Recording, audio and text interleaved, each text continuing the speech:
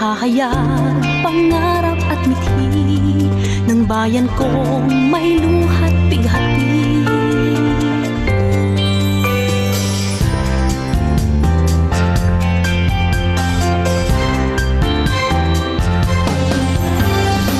Sa puso at isip, hindi magagapi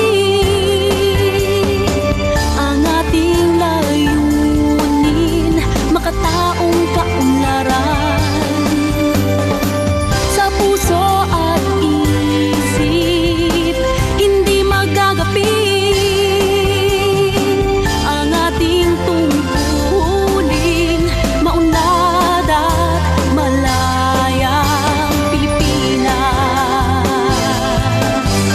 Maunlad at malayang Pilipinas.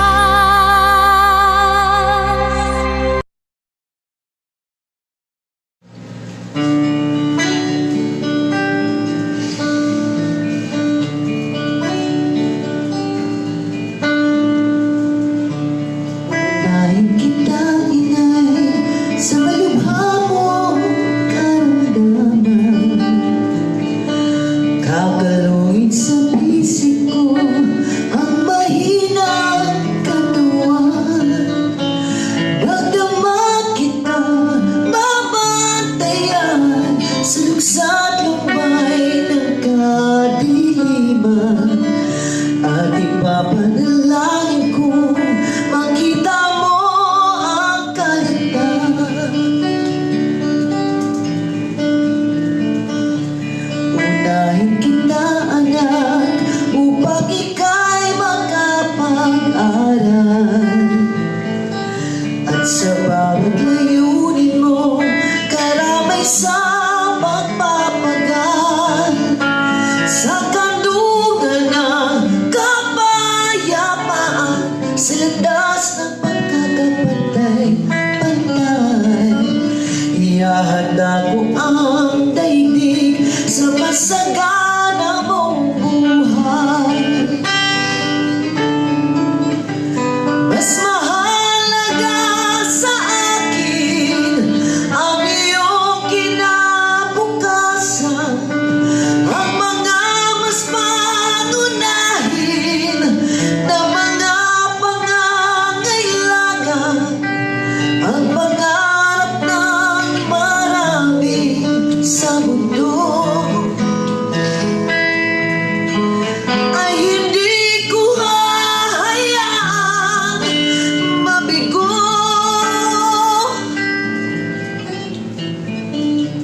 Unahin kita, mahal, sa munti nating tahanan. Dito sa lupang binubungkan, lupang ating kinagisnan. At palagi kong pagsisikapan, matagal na nating adhikain isang malayang sambahayan sa malayang lupain. Mas mahalaga sa akin ang iyong kinabukasan, ang mga mas pangunahin na mga pangangailangan, ang pangarap ng marami sa mundo ay hindi ko hahayaang mabigo. Unahin kita, mahal, sa munti nating tahanan. Dito sa lupang binubungkan, lupang ating kinagisnan. At palagi kong pagsisikapan, matagal na nating adhikain isang malayang sambahayan sa malayang lupain. Unahin ko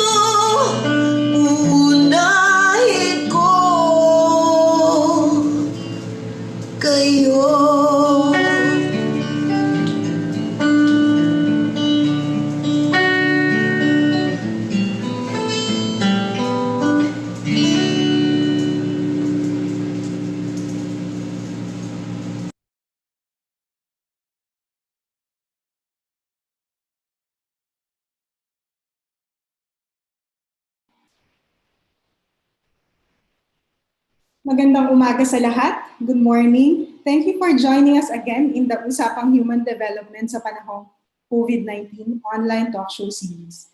For our regulars, welcome back.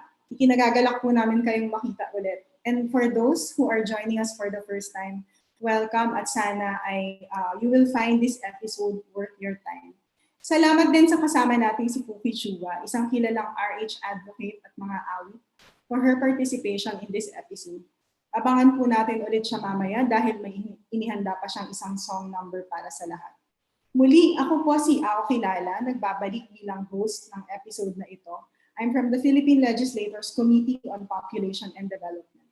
This is the fifth and the last episode of the second season of Usapang Human Development Series. At next week ay mag-a-announce po kami, we will launch a third season that will zoom in on a particular advocacy area in human development. PLCPD launched this series to provide a platform for discussion of important human development issues that are being affected or that have emerged as a result of the COVID-19 pandemic and the attendant response and recovery measures that are being implemented by the government throughout the country. In doing this, nilalayon po ng PLCPD na una, makapaghatid ng kaalaman sa publiko about these human development issues and how they are being affected, or in some cases, exacerbated by the current situation. Pangalawa, mapag-usapan ang possible policy and program solutions para sa mga isyong ito. At pangatlo, maihatid ang recommendations mula sa stakeholders at mula sa usapang ito patungo sa decision makers, sa mga mambabatas and other policy makers in our government. Which is why we put premium on having our audience participate in the discussions. We encourage our viewers to remember this acronym ARCS or ARCS. A for ask questions, R for react, C for comment, and S for share. At ngayon pong araw na ito, we have launched our dual streaming. So bukod sa Facebook Live, mapapanood nyo na rin po ang episode na ito sa ating YouTube channel, PLCPD 1989. Bago po tayo magpatuloy, panoorin po muna natin ang isang short film na inihanda ng PLCPD.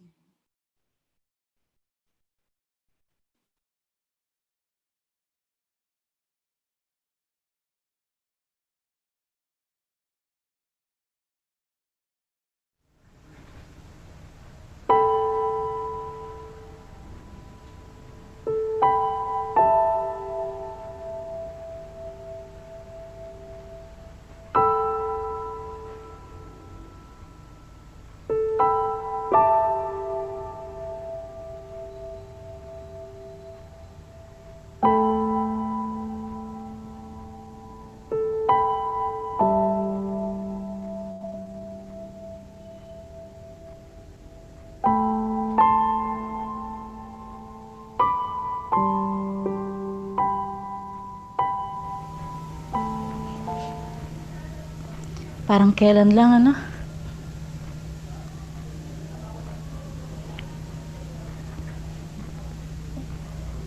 First day ng klase nun.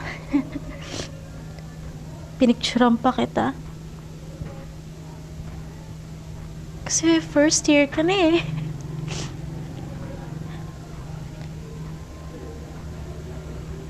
Junior high ka na.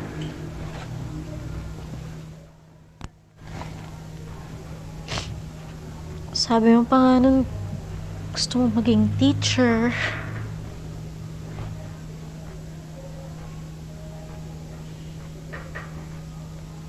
Paano na yun ngayon?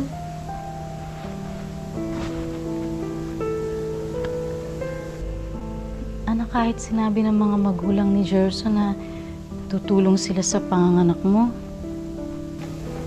sa tingin mo ba sapat yun? Ano bang alam niyo sa pagiging magulang?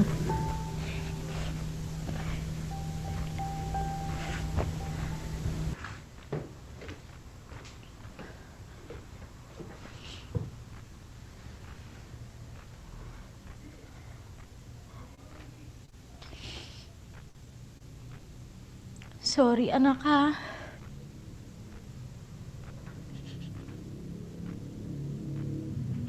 Sorry. Sorry, hindi ka namin nakausap ng tatay mo. Na, na kailangan ingatan mo yung sarili mo. Hindi kasi namin alam kung paano o saan magsisimula. Kasi anak, kahit nandito kami ng tatay mo, ikaw naman talaga ang bubuo ng kinabukasan mo eh.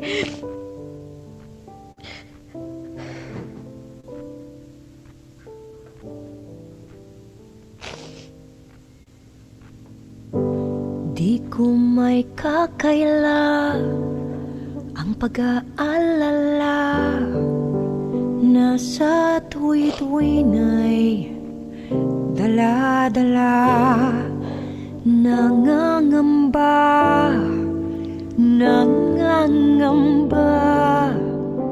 na baka mapahamak ka.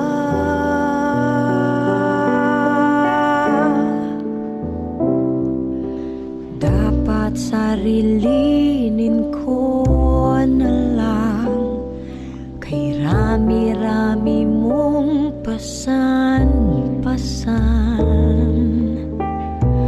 Baka lalo ka pang mabibigatan.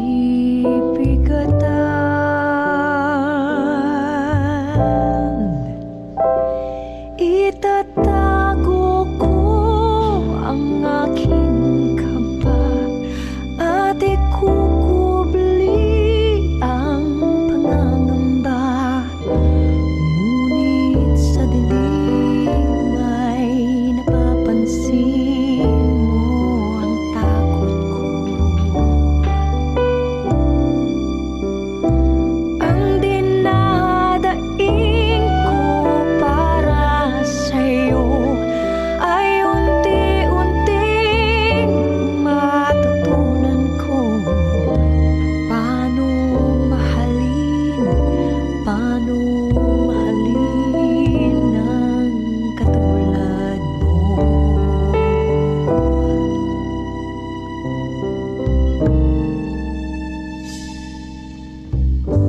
Di ko may kakaila ang pag-aalala,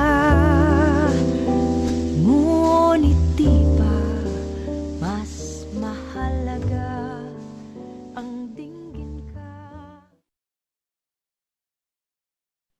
So, paano na nga ba yan? Yan po ang pag-uusapan natin ngayon. No more children having children, addressing adolescent pregnancy and other ARH concerns or adolescent reproductive health concerns. Si Ana, ang batang napanood natin sa short film na ito, ay hindi po nag-iisa at higit sa lahat, hindi po siya isa lamang statistics. Ang epekto ng maagang pagbubuntis at panganganak ay sanga-sanga and it's very complicated. Hindi lang dahil maaga siyang nabuntis at naging ina, pero maaari itong mga hulugan ng shattered dreams and broken hope, magpatuloy o mag-umpisa ng cycle of intergenerational poverty, magdulot ng discrimination, maaari siyang ma-ostracize, at marami pang ibang serious consequences para sa kanilang kinabukasan at para rin sa kinabukasan ng ating bayan. In this episode, we have invited experts and advocates who will help us understand why adolescent reproductive health should be everyone's concern at higit sa lahat, bakit urgent ang action na kinakailangan natin para sa isyong ito. Please allow me to introduce our panelists. First, we have Mylene Mirasol Kiray, or Mai, Assistant Division Chief of the Information Management and Communications Division and lead of the Adolescent Health and Development Program sa Technical of the Commission on Population and Development. Good morning, Mai. Good morning. We also have with us the Youth Program Analyst of the United Nations Population Fund, or UNFPA, Rio Otara. Good morning. Magandang umaga po sa ating lahat. We are also glad to have with us an award-winning journalist. Siya po ay matagal nang nagsusulat at humuhukay ng mga kwento at nagsasabi ng kwento about this topic for many years now. We're glad to have you, Ana Santos. Good morning. Nakamute po. Nakamute.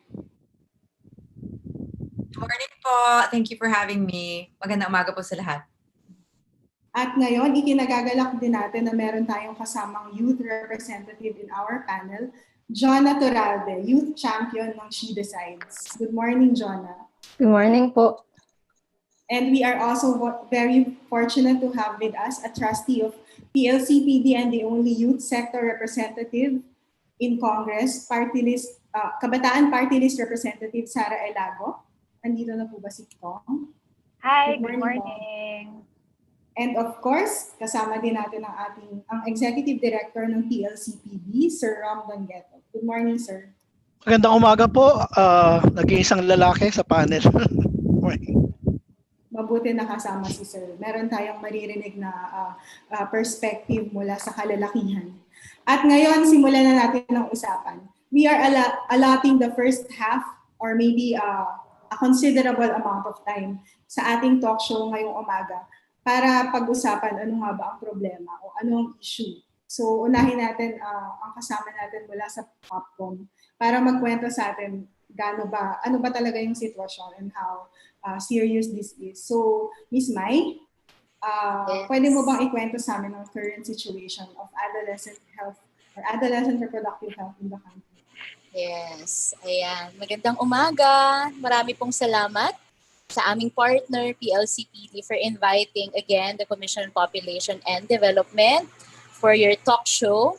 So we are very privileged to really guest here sa talk show. So I am tasked to talk about the current adolescent and youth health situation in the country.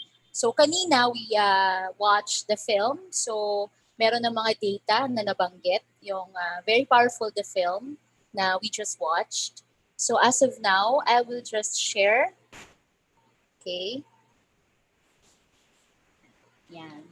So as we know, the Filipino youth comprises 20% of the 109 million Filipinos in the Philippines today. So it has been stable since 1960 up to the 2015 census of population.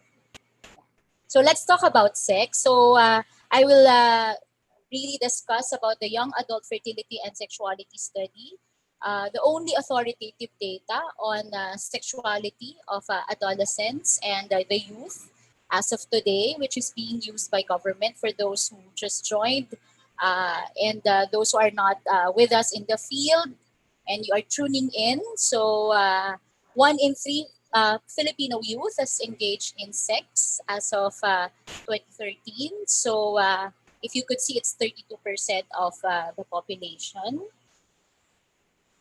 of the 20% na youth. Okay, and then there is a narrowing gap in the level of sex prevalence between young men and women. So women are catching up with their male counterparts in terms of engaging in early sex. All right, and the highest levels of premarital sex is in the National Capital Region, Central Luzon. As you could see, it's lowest in the Bangsamoro Autonomous Region in Muslim Mindanao. All right, so ARM pa yun nandyan kasi noong 2013 ARM pa sila. So why is it lowest in ARM? Because there's early marriage. That's why it's lowest in ARM. But it's alarming po that early sex is highest in NCR and in Central Luzon. Okay, so for children having children, our country is the only country in Southeast Asia where adolescent pregnancy is not falling, where data are available, as you could see there. So, isa po tayo sa mga nangunguna in terms of adolescent birth rate in Asia.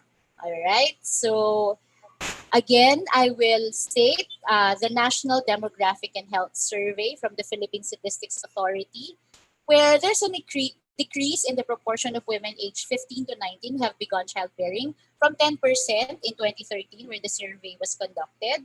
After 5 years, na-decrease siya ng 8.6. But in absolute numbers, madami pa rin po yan. It's really alarming to really have yung mga children having children. In terms of regional perspective, teenage pregnancy is highest in regions 11, 10, and 12. So, study natin why regions 11, 10, and 12 ang pinaka-highest sa teenage pregnancy according to the National Demographic and Health Survey. All right. And then rural teenagers start childbearing earlier than those from the urban areas. Okay.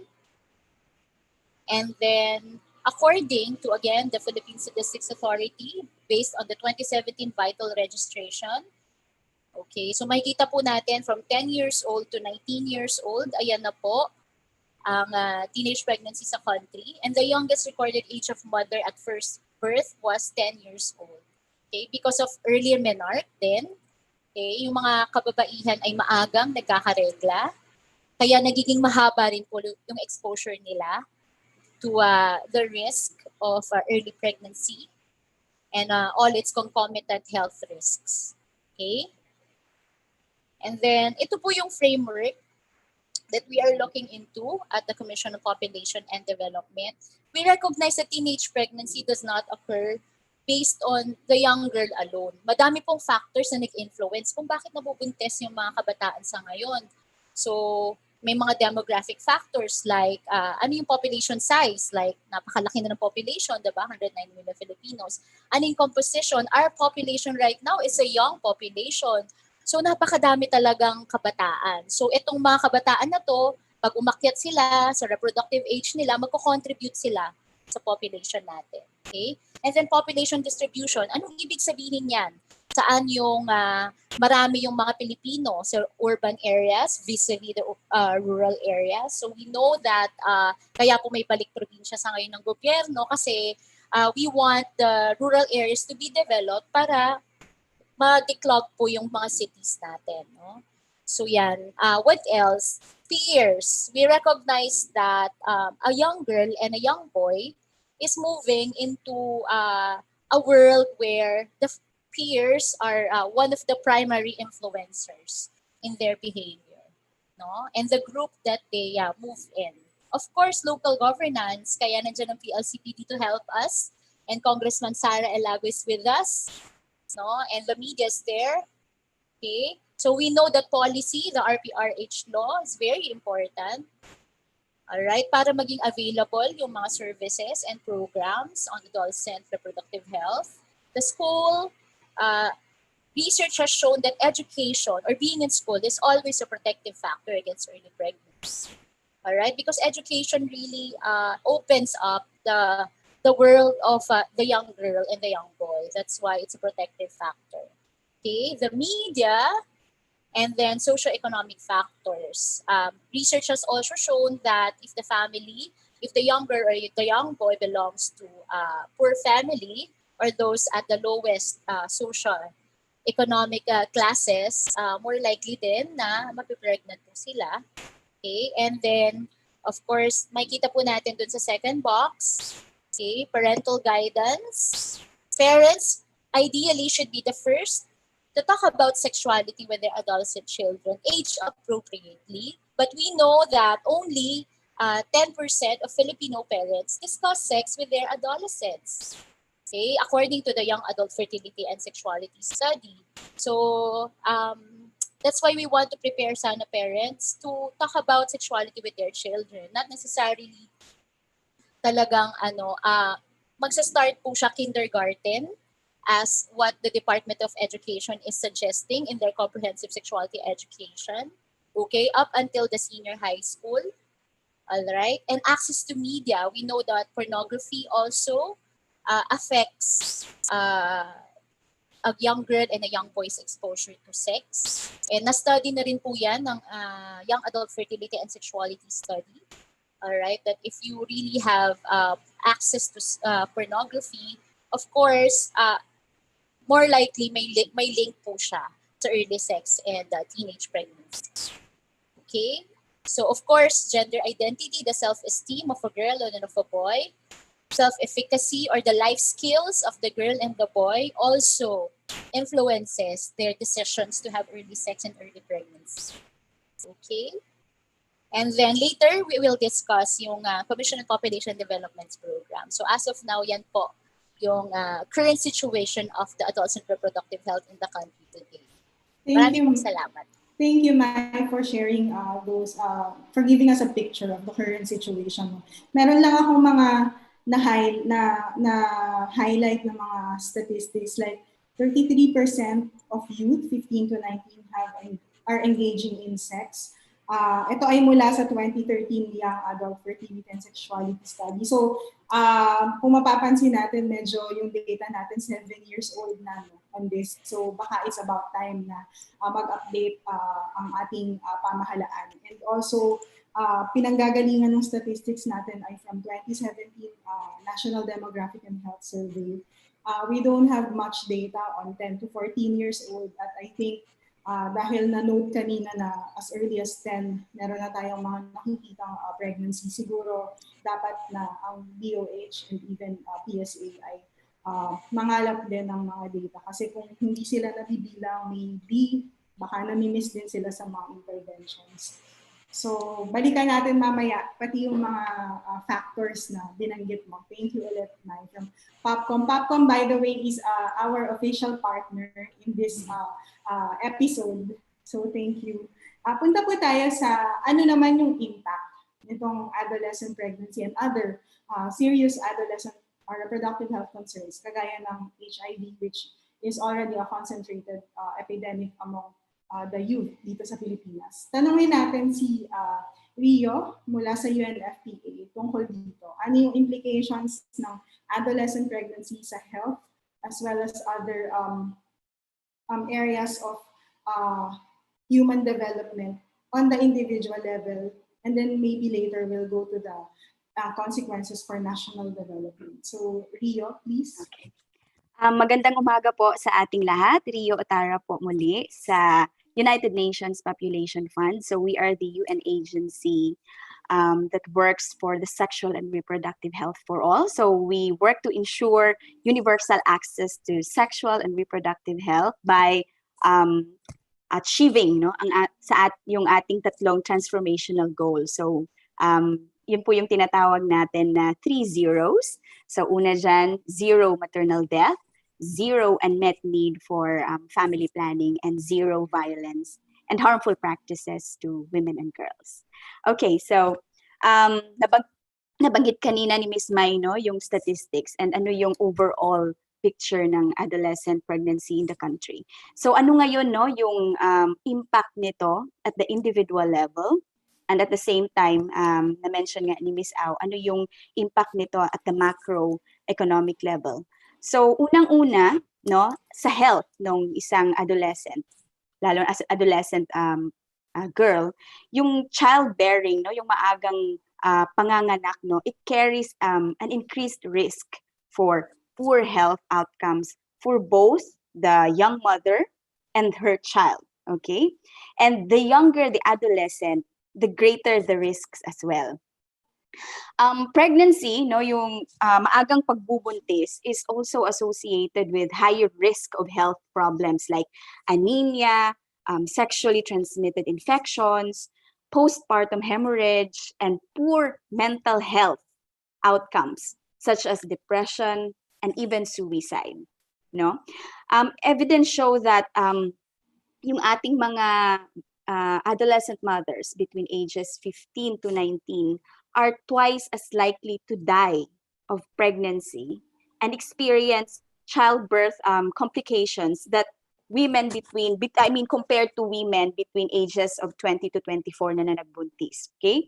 And due to their physiological immaturity, yung katawan ng isang adolescent ay hindi pa handa, no, sa pagbubuntis. Yung adolescent mothers have an increased risk of premature labor as well and complications during and after delivery, leading to high morbidity and mortality among mothers and their children. And in addition to that, adolescent mothers as well are more exposed to domestic violence. Okay? Global data shows na yung mga batang naging ina, no, experience intimate partner violence na mas mataas doon sa mga nag-asawa at a later age. And global data also shows no na yung mga maagang nabuntis at naging ina have 16% higher chance of having a low birth weight ng kanilang mga anak, and are more likely to experience depression. So again, balik tayo dun sa mental health condition no, nung batang ina. And all these factors can definitely have a negative impact doon sa development ng isang adolescent.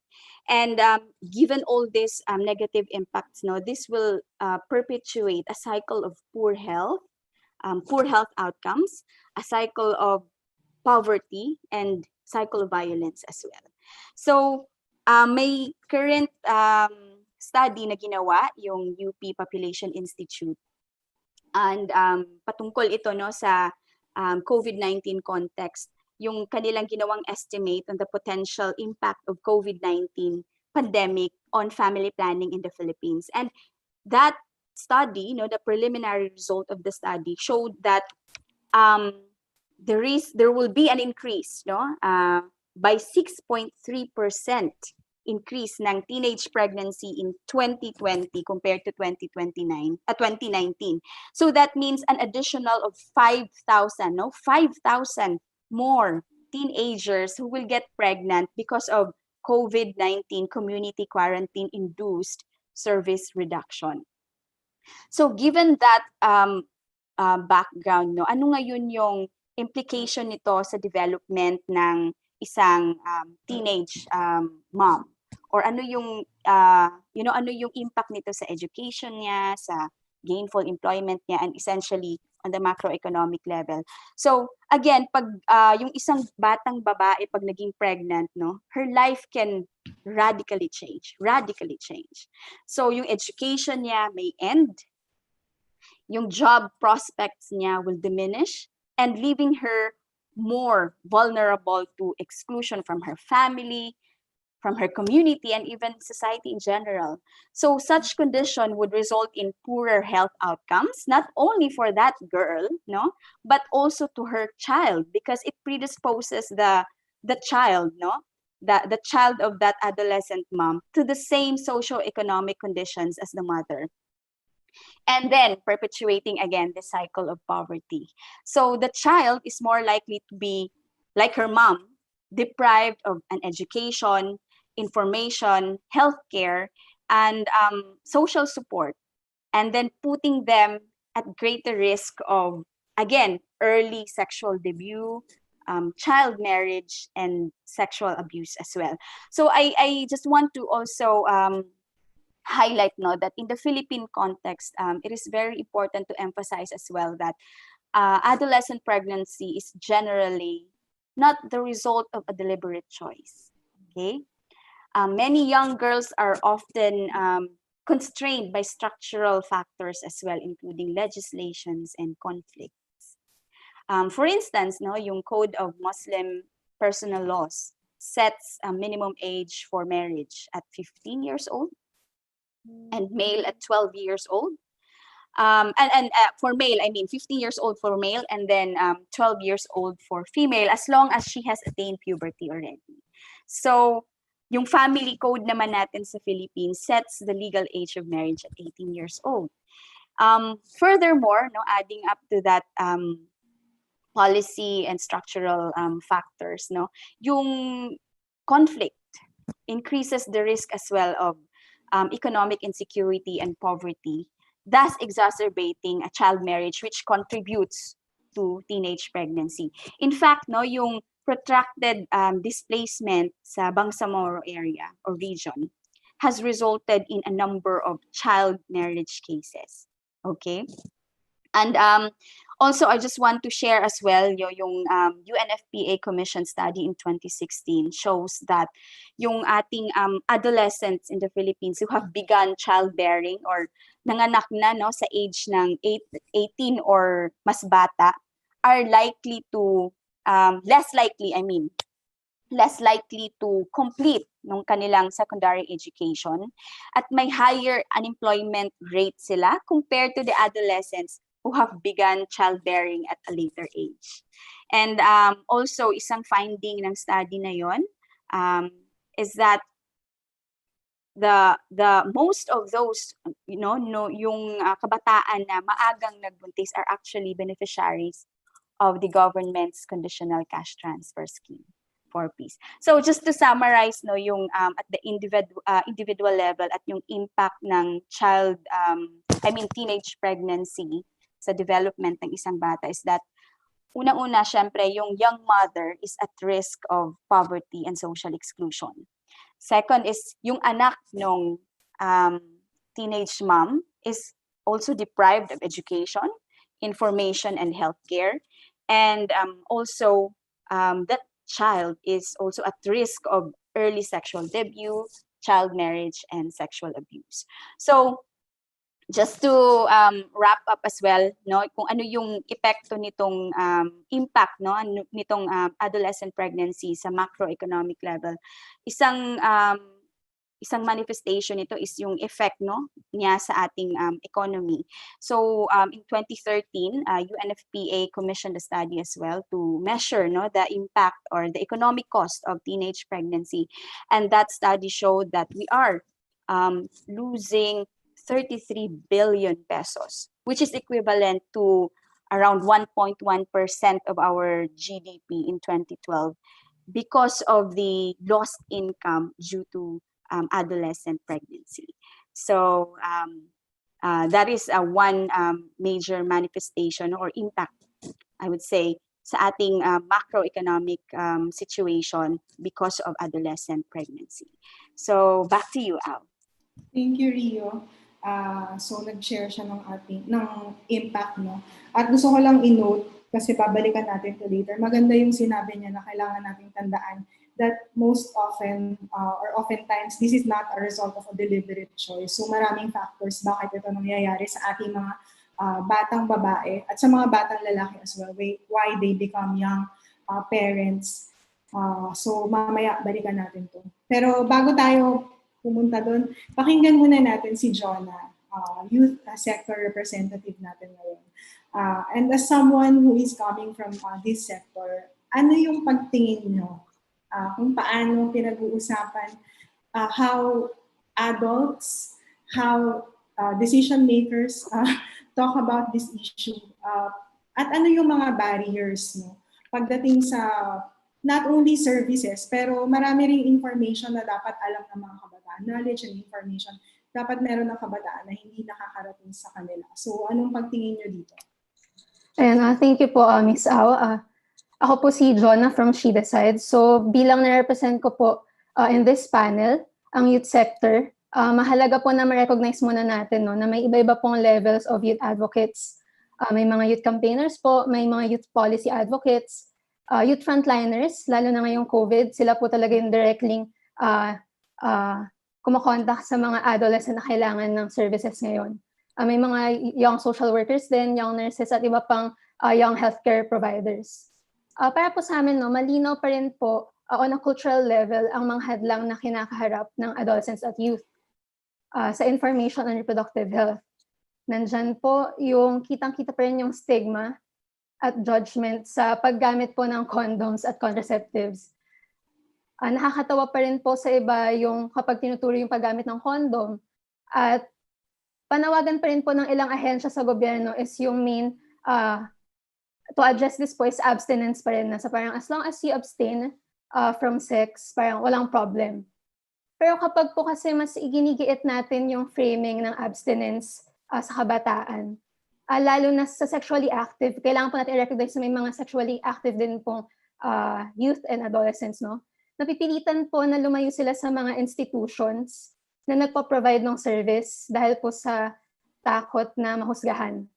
So isa na din po yung lumalala po at very evident pa rin po yung concept ng virginity at yung idea nito at yung identidad pa rin ng kung ano yung morally ethical. Kaya po ang first-hand, kaya po ng mga nabanggit kanina, ang first-hand information po ay nasa kasabayan pa rin ng mga peers, kasing edaran, kaklase, kaibigan. So dito rin po umuugat yung provision. Gusto ko na lang po i-connect na rin po yung parental consent below 18. So kapag kahit nabuntis ka, kailangan pa rin ng written parental consent para maka-access. So napakalaking hadlang po nito para maka-access ng information. Kaya nga po kami lagi namin nasasabi sa She Decides, how can she decides if she needs her parental consent, parents' consent? So kaya yung ating approach po lamang kapag contraceptives and condoms, kailangan po ma-recognize na paraan po or isang technology po yung use of contraceptive and condoms para isa po siyang malusog na paraan para sa pagpapasya. Yun, tataas, kung ganito po yung framing natin, tataas po yung condom use. Pero with the data po ngayon, yung mga nabibilang po sa data yung mga kasal lamang, edad 15 to 49. Yun nabibilang sa use ng contraceptive. So hindi po nabibilang yung mga hindi pa po kasal. So ito rin po, nag-uugat din po to unsafe and underground abortions at kakulangan din po sa service on post-abortion care. Kaya para po sa amin, kailangan po magka-agency ng kabataan at adolescents. Kanina po nabanggit natin na hindi deliberate choice, pero kailangan po natin ng agency. So ano po yung agency? Ito po yung kakayahan ng isang tao na makapagdesisyon ng malaya sa kanyang sarili. Ngunit malinaw pa rin po na yung decisions na to, kailangan po informed choice. So paano po natin makakamit yung informed choice? Ang youth po ngayon ang nagiging forefront ng CSE, para po sa implementation ng CSE, na kailangan po systematic ito, comprehensive sexuality education ay systematic at age appropriate. Kaya kailangan po na kapag nakaranas na ng puberty sa pagdadalaga at pagbibinata, kasabay po nito na maintindihan po yung pagbabago sa katawan.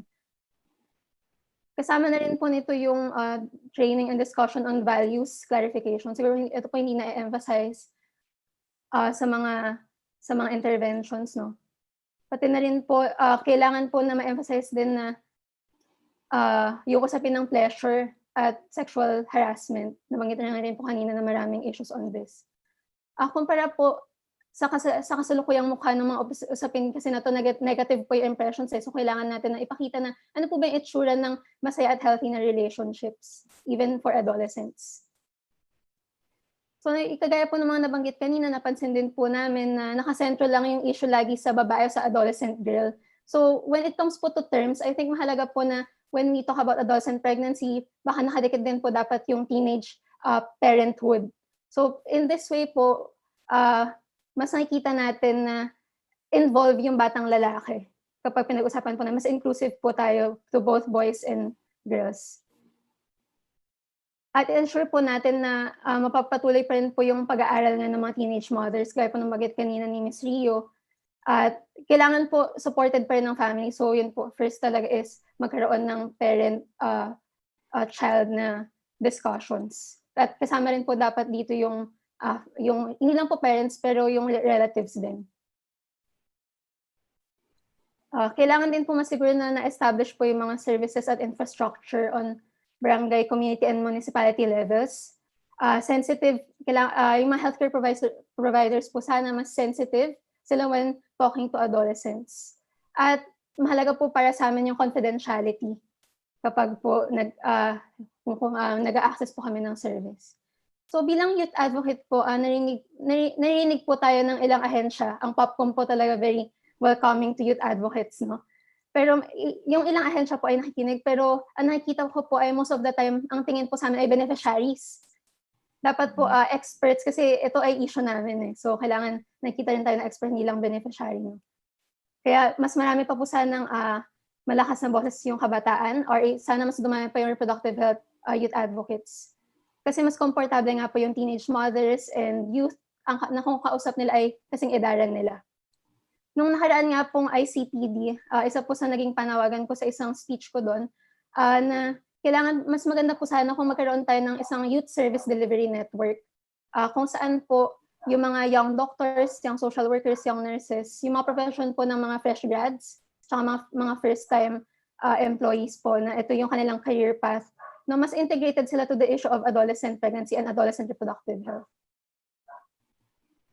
And mahalaga po when you're advocating for adolescent reproductive health at advocacy in general, napansin ko po mahalaga yung mentorship. Mentorship po when it comes to, kasi hindi naman po forever kang youth advocate. Yung lumilipas yung age of being a youth advocate. And kailangan nandun pa rin po yung succession ng mga panawagan natin na ito. Hanggat hindi pa po fully recognized na may informed choices ang kabataan. Thank you po, Ms. Al. Thank you, Jonah. Ang ganda ng mga sinabi ni Jonah. At kung pipili ako na pinaka-highlight, yun yung agency of young people bilang key affected population or the ones who are most involved and concerned about this, dapat pinapakinggan. At maganda binanggit niya, no, yung popcorn nakikinig sa boses ng mga kabataan. Not only as beneficiary but also as the expert on the issue. Sana yung ibang government agencies, particularly those who are crafting the laws, ay ganito rin yung pagtingin sa ating mga kabataan. Mamaya babalikan ko si Jonah kasi meron pa akong mga interesting na tanong para sa kanya. Pero ngayon, lipat naman tayo sa isa nating kasama, si Ana, who has been passionately writing, telling stories about this issue. So tatanungin ko si Ana, what has kept you doing this for many years? At sa iyong pagsusulat at pagkikwento, ano ang nakikita mo na changes mula noon hanggang ngayon? Meron ba? O palala o lumalala ba? So Ana, please. Hi, Al. Good morning. Good morning, everyone. I'd like to answer your question by going through a short presentation, and I'd also like to ask everyone to. There's going to be a portion here where I'm going to ask everyone to kind of participate. Okay, the title of my presentation is "Understanding the Teen in Teen Pregnancy." Okay, could we go to the next slide, please, Erin? Okay, so everyone here and those of you who are watching on Facebook or on YouTube, could we go back to the time when we were 16 years old? Okay, can we please try to go back to that time? So, nung panahon na yon, let's try to prompt it with song. We started this program with a song from Kokichua, and songs always have a way of, transporting us back to a time and certain memories. So, yung ako ay 16, yung mga sikat na kanta noon, mga Eraserheads pa. Siguro si Rome yung nakikinig, mga Beatles pa ba, Rome, nung panahon mo, no, 16 years old ka, bibiruin kita. And buti na lang nag-check-in ako dito sa mga youth advocate natin na si Jonah, yung 16 siya at hanggang ngayon, si Taylor Swift pa rin daw. Yung mga singers or influencers na yata ang tawag ngayon na sinusundan natin. So let's think about that time when we were 16. Maybe we had a crush on someone, more than one person, di ba? Parang pogi ng classmate ko, dami nilang pogi na classmate. Baka marami rin magagandang classmate ko, no? Or iniisip ko noon, naalala ko pa, di ba? Siguro masarap magka-boyfriend. Or iniisip ko rin noon na kailan kaya ako magse-sex? Hanggang kailan ba ako magiging virgin? Diba? Yun yung mga iniisip ko noon. And madalas siguro din, nangangarap tayo. Diba? Nung 16, nangangarap pa lang tayo na ano kaya yung pag maliit tayo, tinatanong tayo, what do you want to be when you grow up? Ano gusto mo paglaki mo? At ito na siguro yung time na 16 tayo, medyo lumalaki na, naiisip na natin, natatanaw na natin kung ano yung mga pwede na pangarap, kung ano yung mga pwede sa kinabukasan natin. Pero, meron din kabilang side yun, di ba? Nung 16 ka, katulad ko noon, Erin, next slide please. Naalala ko lahat yan, nung 16 ako, ganyan ang itsura ko, di ba? Talagang pang throwback. So, I was talagang horribly pimply. Ang tukso sa akin noon, pabrika daw ako ng pimples, di ba? At very, very insecure ako. Very insecure ako kasi wala pa ako naabot sa buhay. Hindi ko alam kung maaabot ko yung mga pangarap ko. At wala akong self-confidence. Dahil sa itsura ko, dahil sa wala akong believe sa sarili ko, at hindi ko pa, marami akong pangarap, pero hindi ko alam kung maaabot ko siya. So, I'm sharing this story kasi, next please, Erin. Ang teen years natin or ang adolescent years natin are those years where we're hungry, no? We're looking for identity. We're trying to form our identity, and we're also really hungry for sources of validation. The things that tell us na we're importante tayo, mahalaga tayo, yung mga idea natin ay may kahulugan at dapat tayo pakinggan, nilirespeto yung mga opinion natin, at minamahal tayo, 'di ba? Kadalasan pag 16 ka, parang di na pwede yung mahal ka ng mommy mo or daddy mo kasi dapat lang, 'di ba? So naghahanap ka na ng outside validation from others, sa friends, sa teachers, or even yung significant other. Hindi na appropriate ngayon na sabihin ng boyfriend, girlfriend, significant other para inclusive tayo. Okay. I'm sharing this story because, next please, Erin. When we hear statistics about teen pregnancy, marami tayong naiisip, no? Marami tayong kino-conclude just based on statistics. But statistics always tell somebody's story. Sabi nga nila ang bawat numero daw ay may storya ng isang tao. Ito ay buhay ng isang tao. At natutuwa ako dito sa mga nauna sa akin mga panelista na ang daming storya na sinabi. No? So Rio was talking about yung minsan ang teenage pregnancy ay nagiging resulta ng hindi mo desisyon. No?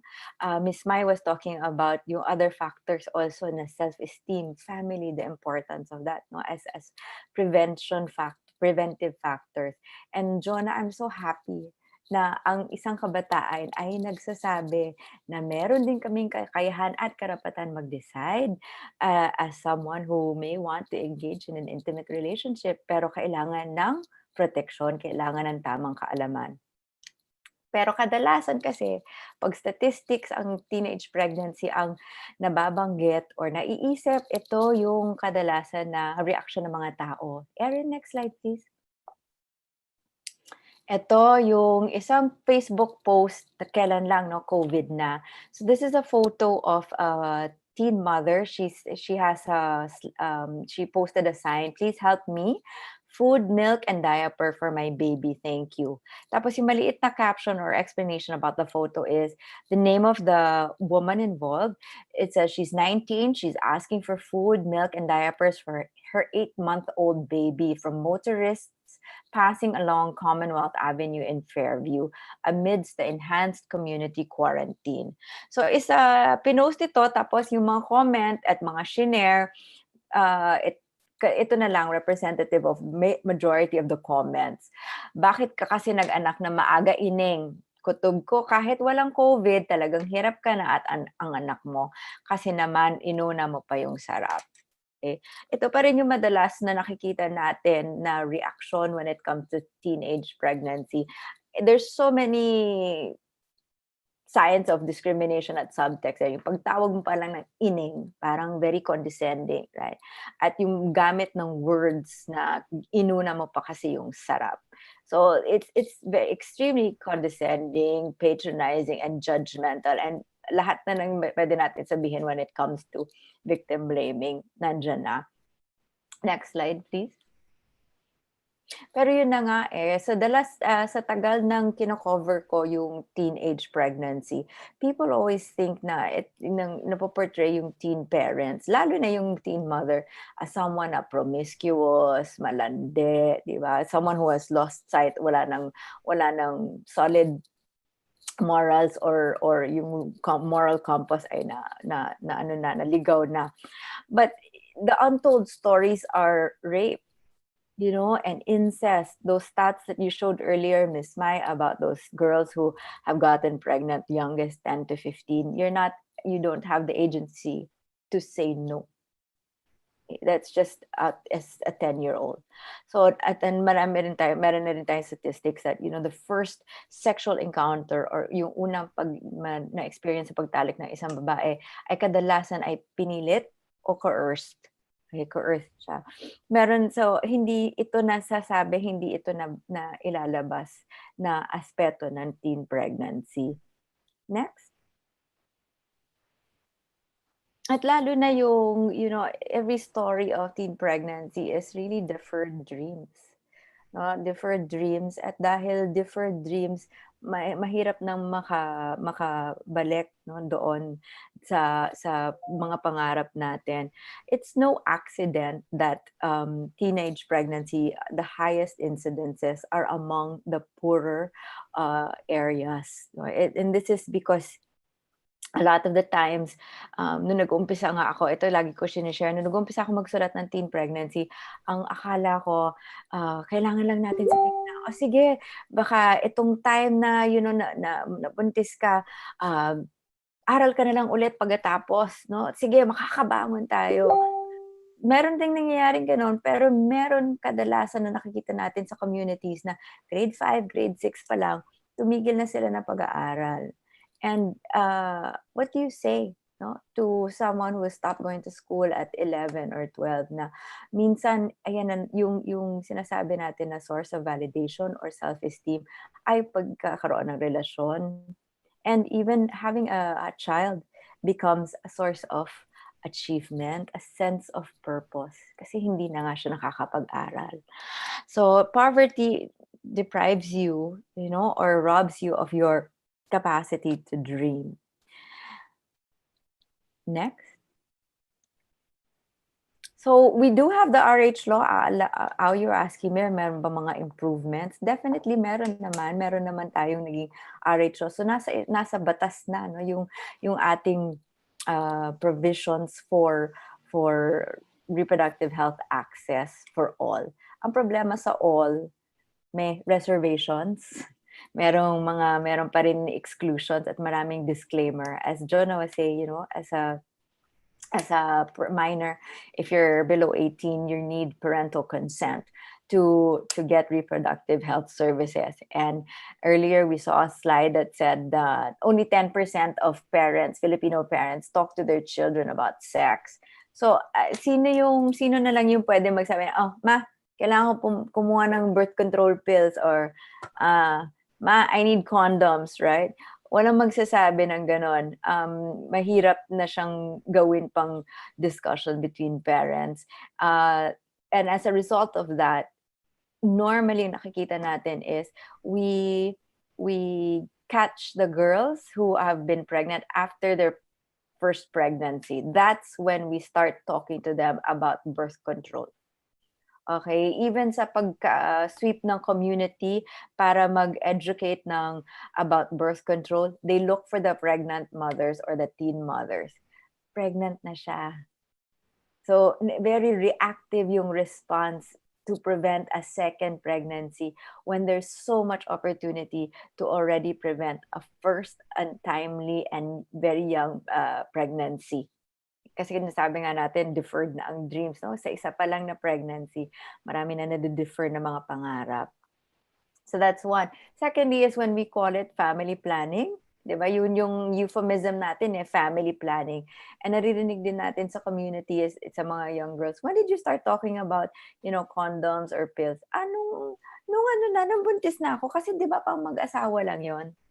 So, yung framing natin ng family planning, it excludes a lot of young people. Naiisip natin dun sa pagsabi ng family planning na pang mag-asawa lang yon. Kasi let's be honest, di ba? Nung 16 tayo, iniisip natin kung pwede bang mag-sex na or gusto kong mag-sex na. Pero hindi natin iniisip kadalasan na gusto na natin magkapamilya.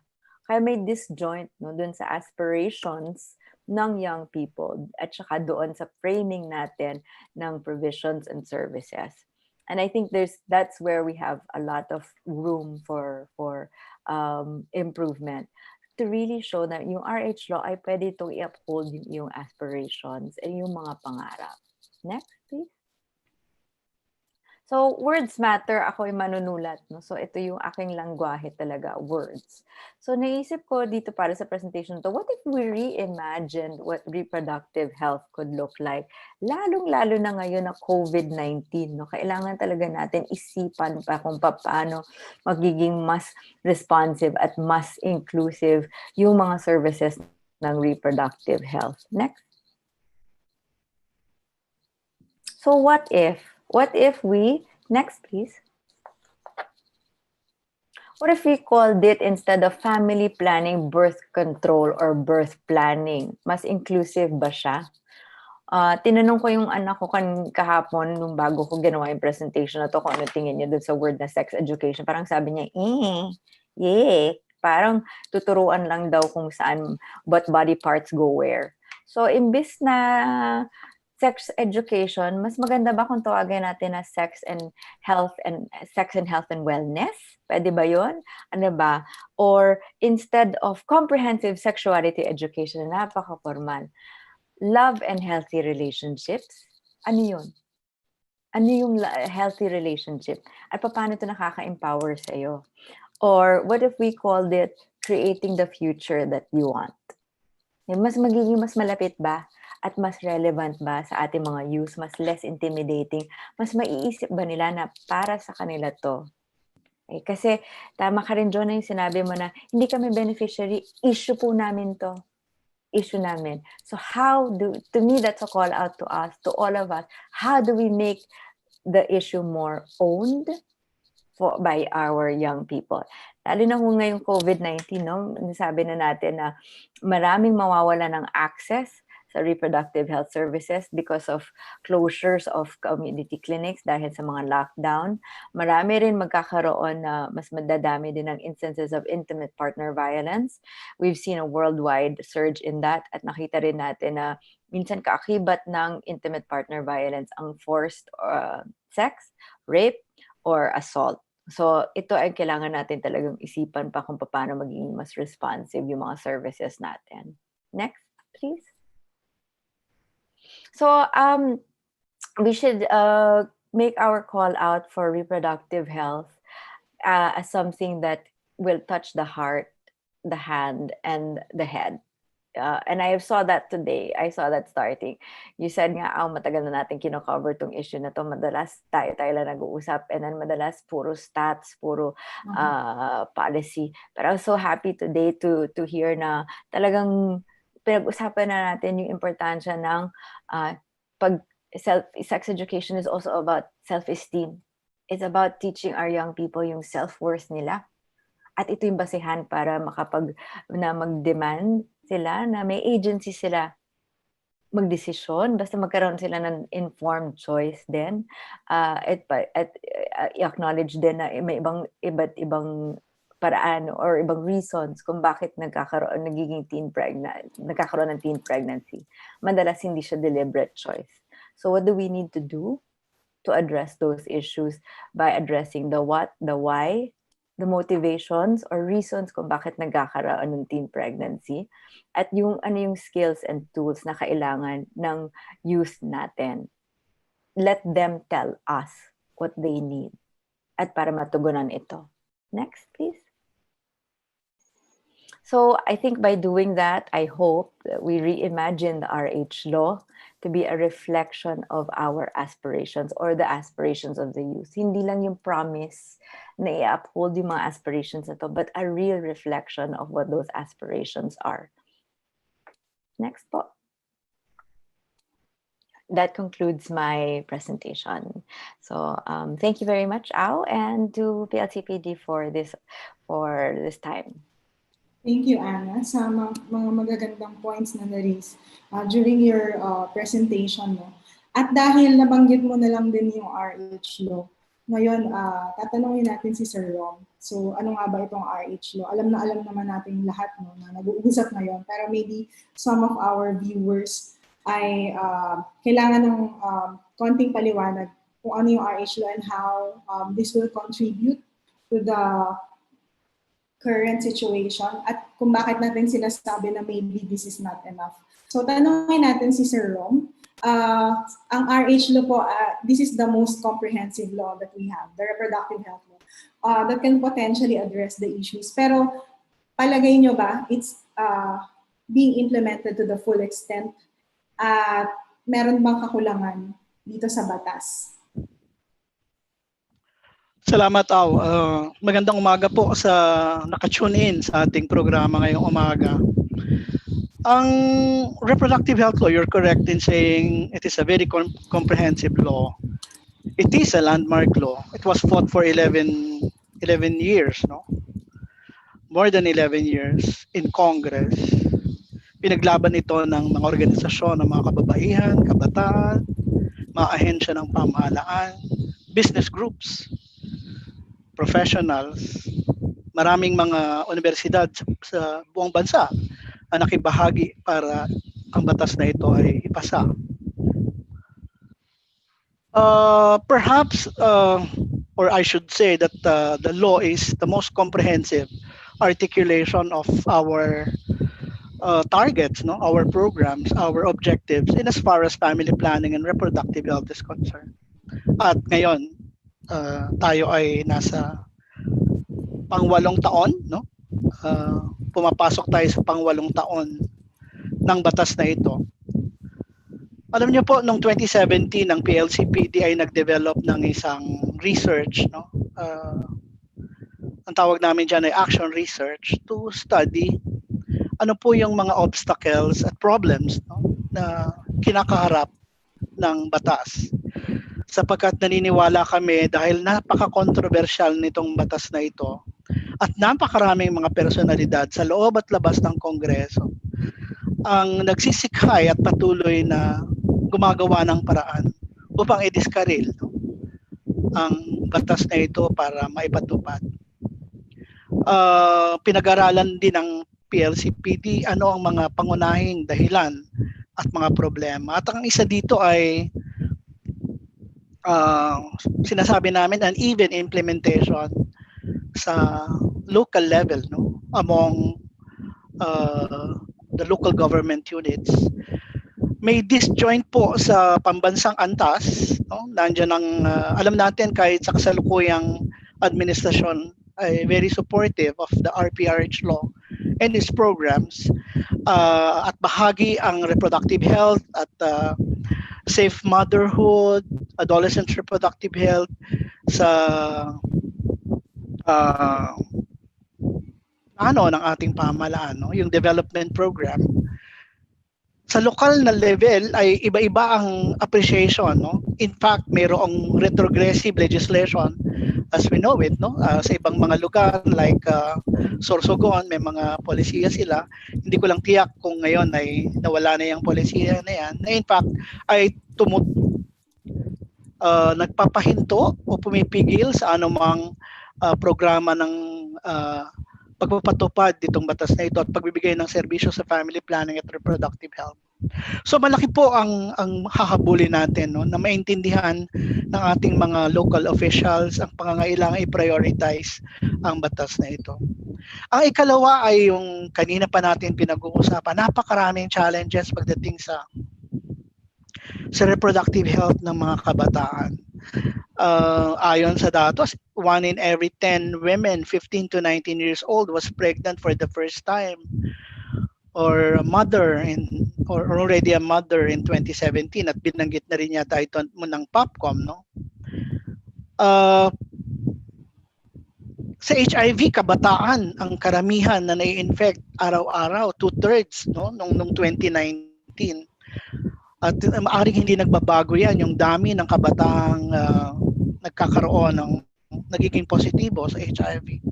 Siyempre, binabanggit kanina yung risky behaviors, yung health-seeking behavior, at yung sinabi ni Ana kanina, napakaganda, no, na hindi lang ito simpleng usapin ng maagang pagbubuntis sapagkat nasa isang malalim at nakakatakot na problema ay yung forced sex, yung rape, yung incest, no, yung karahasan, no na nagsasuffer yung mga bata o kabataan, no, sexual violence. Yung ikatlo pong challenge o problema na batay sa aming pag-aaral ay yung legal barriers, no. Alam natin na nung napasa ang RPRH law noong 2012, i-implement na ito noong 2013, ito ay hinabol sa Supreme Court at pinatigil ang implementasyon nito. 2014 na ito, nagkaroon ng panibagong desisyon ng Korte Suprema, subalit may mga tinanggal na provision. Hindi nagtatagal, 2015, meron na namang petition, pinapatigil yung ilang mga contraceptives na i-distribute at gamitin ng pamahalaan. So, sunod-sunod, no, yung legal questions upang patigilin yung batas. At alam natin na ang binunga nitong mga legal barriers na to ay napakalalim, no, pagdating sa epektibong may patupad itong batas na ito. Ang isa dito yung pagkawala ng provision para magkaroon ng karapatan ng mga bata, allowing minors who are already parents or have had a miscarriage to have access to modern FP methods, no, without parental consent, no. So yung mismong provision na tinanggal ng Supreme Court na yun, practically tinanggal yung karapatan na binabanggit kanina pa ni Jonah, karapatan ng mga kabataan na maka-access sa serbisyo ng pamahalaan pagdating sa reproductive health, no, na kanilang karapatan. Yung challenge number 4, sorry, inisa-isa ko sa inyo, yung kakulangan ng information, education, no. Alam natin na sumasaludo tayo sa effort ng POPCOM, subalit alam natin very limited pa rin yung demand generation, no, ng mga activities and efforts. In fact, hindi nga POPCOM ang nakalagay sa batas pagdating sa information dissemination. Ayon sa batas, ang unang may responsibilidad dyan yung Department of Health, no. So alam natin na kulang ang impormasyon.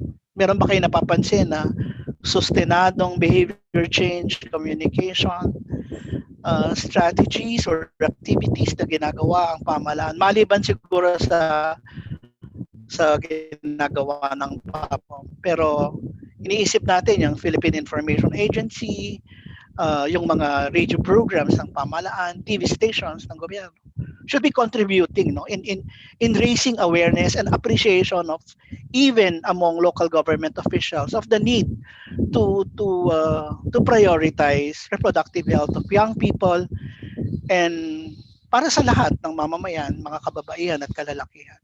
So kulang ang informasyon. Alam natin yung edukasyon, binanggit na rin kanina. Hanggang ngayon, wala pa rin konkretong rollout. Bagamat narinig natin kay Yusek Perez 2 weeks ago yung ating programa, or last week yan, no, na naging bisita natin sa Usapang Human Development, na nag-request na for the first time ang DepEd ng pondo, no, para sa rollout ng comprehensive sexuality education.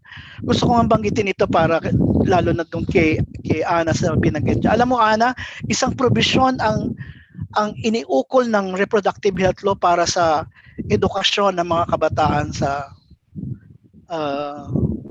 batas na ito, no, ng RPRH law. At ito yung section 14, Age and Development Appropriate RH Education. Sapagkat alam niyo po nung pinagdedebatehan ng batas na ito sa Kongreso, ang laki-laki ng concern ng mga legislators at kapwa ng civil society na pangunahing nagsulong ng batas na ito upang may sa batas. Yung concern ng teenage pregnancy during that time is already a very serious matter for our champions and for those who are supporting the measure. So noon pa lang problema na ito. At kung kaya may isang buong provision na nagtatalaga at nagmamandato sa ahensya ng pamahalaan na magkaroon ng komprehensibong pagtalakay, hindi lang po ng katawan, no, ng katawan ng isang bata o ng isang tao, kundi anong values, no, anong mga prinsipyo ang sinusulong, no, ng reproductive health, paggalang sa katawan, paggalang sa dignidad ng isang tao. Bakit dapat labanan ang karahasan laban sa kababaihan? All these principles, no, all these concepts, no, na dapat nakapaloob, hindi lang pagtalakay sa katawan, pagbubuntis, hindi lamang po yun. So yan po ay kailangan tugunan, no, ng ating pamahalaan sa pinakamabilis na panahon, sapagkat ang tagal na pong naaantala. Kagaya ng binanggit ko, 8 taon na po mula nung may pasa ang batas na ito, subalit hindi pa natin masasabi na nagsimula na talaga itong comprehensive sexuality education. So, panglima, financing, lagi nating problema. In fact, sa budget natin sa 2020, ang nagsuffer itong pondo para sa isang forma ng contraceptive na napaka-popular, no, sa mga kababaihan kasi long acting. Patuloy naman talaga, no, ang efforts ng mga legislators, ng ilang legislators para sarhan, no, yung komprehensibong pagbibigay ng serbisyo, kasama na dito yung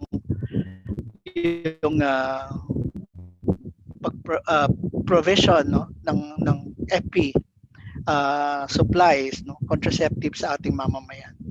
So lagi po buhay ang mga yung magpahinga, kung kaya pinag-uusapan natin, tuloy-tuloy nating nananawagan sa pamahalaan, tuloy-tuloy tayo nagbibigay ng oras. Ang tagal na natin dito, Ana, no? Itong si Jonah ay parang mga anak na natin na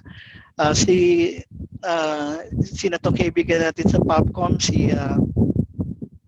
well, inaabot niya yan, no, nung yung struggle na yan sa Kongreso. Pero tayong matagal na, minsan nagsasawa, napapagod, pero mahirap kasi datos yung binabanggit nyo kanina, no? Mga buhay na kasaysayan ng mga kabataan, yung sinasabi nyo kanina.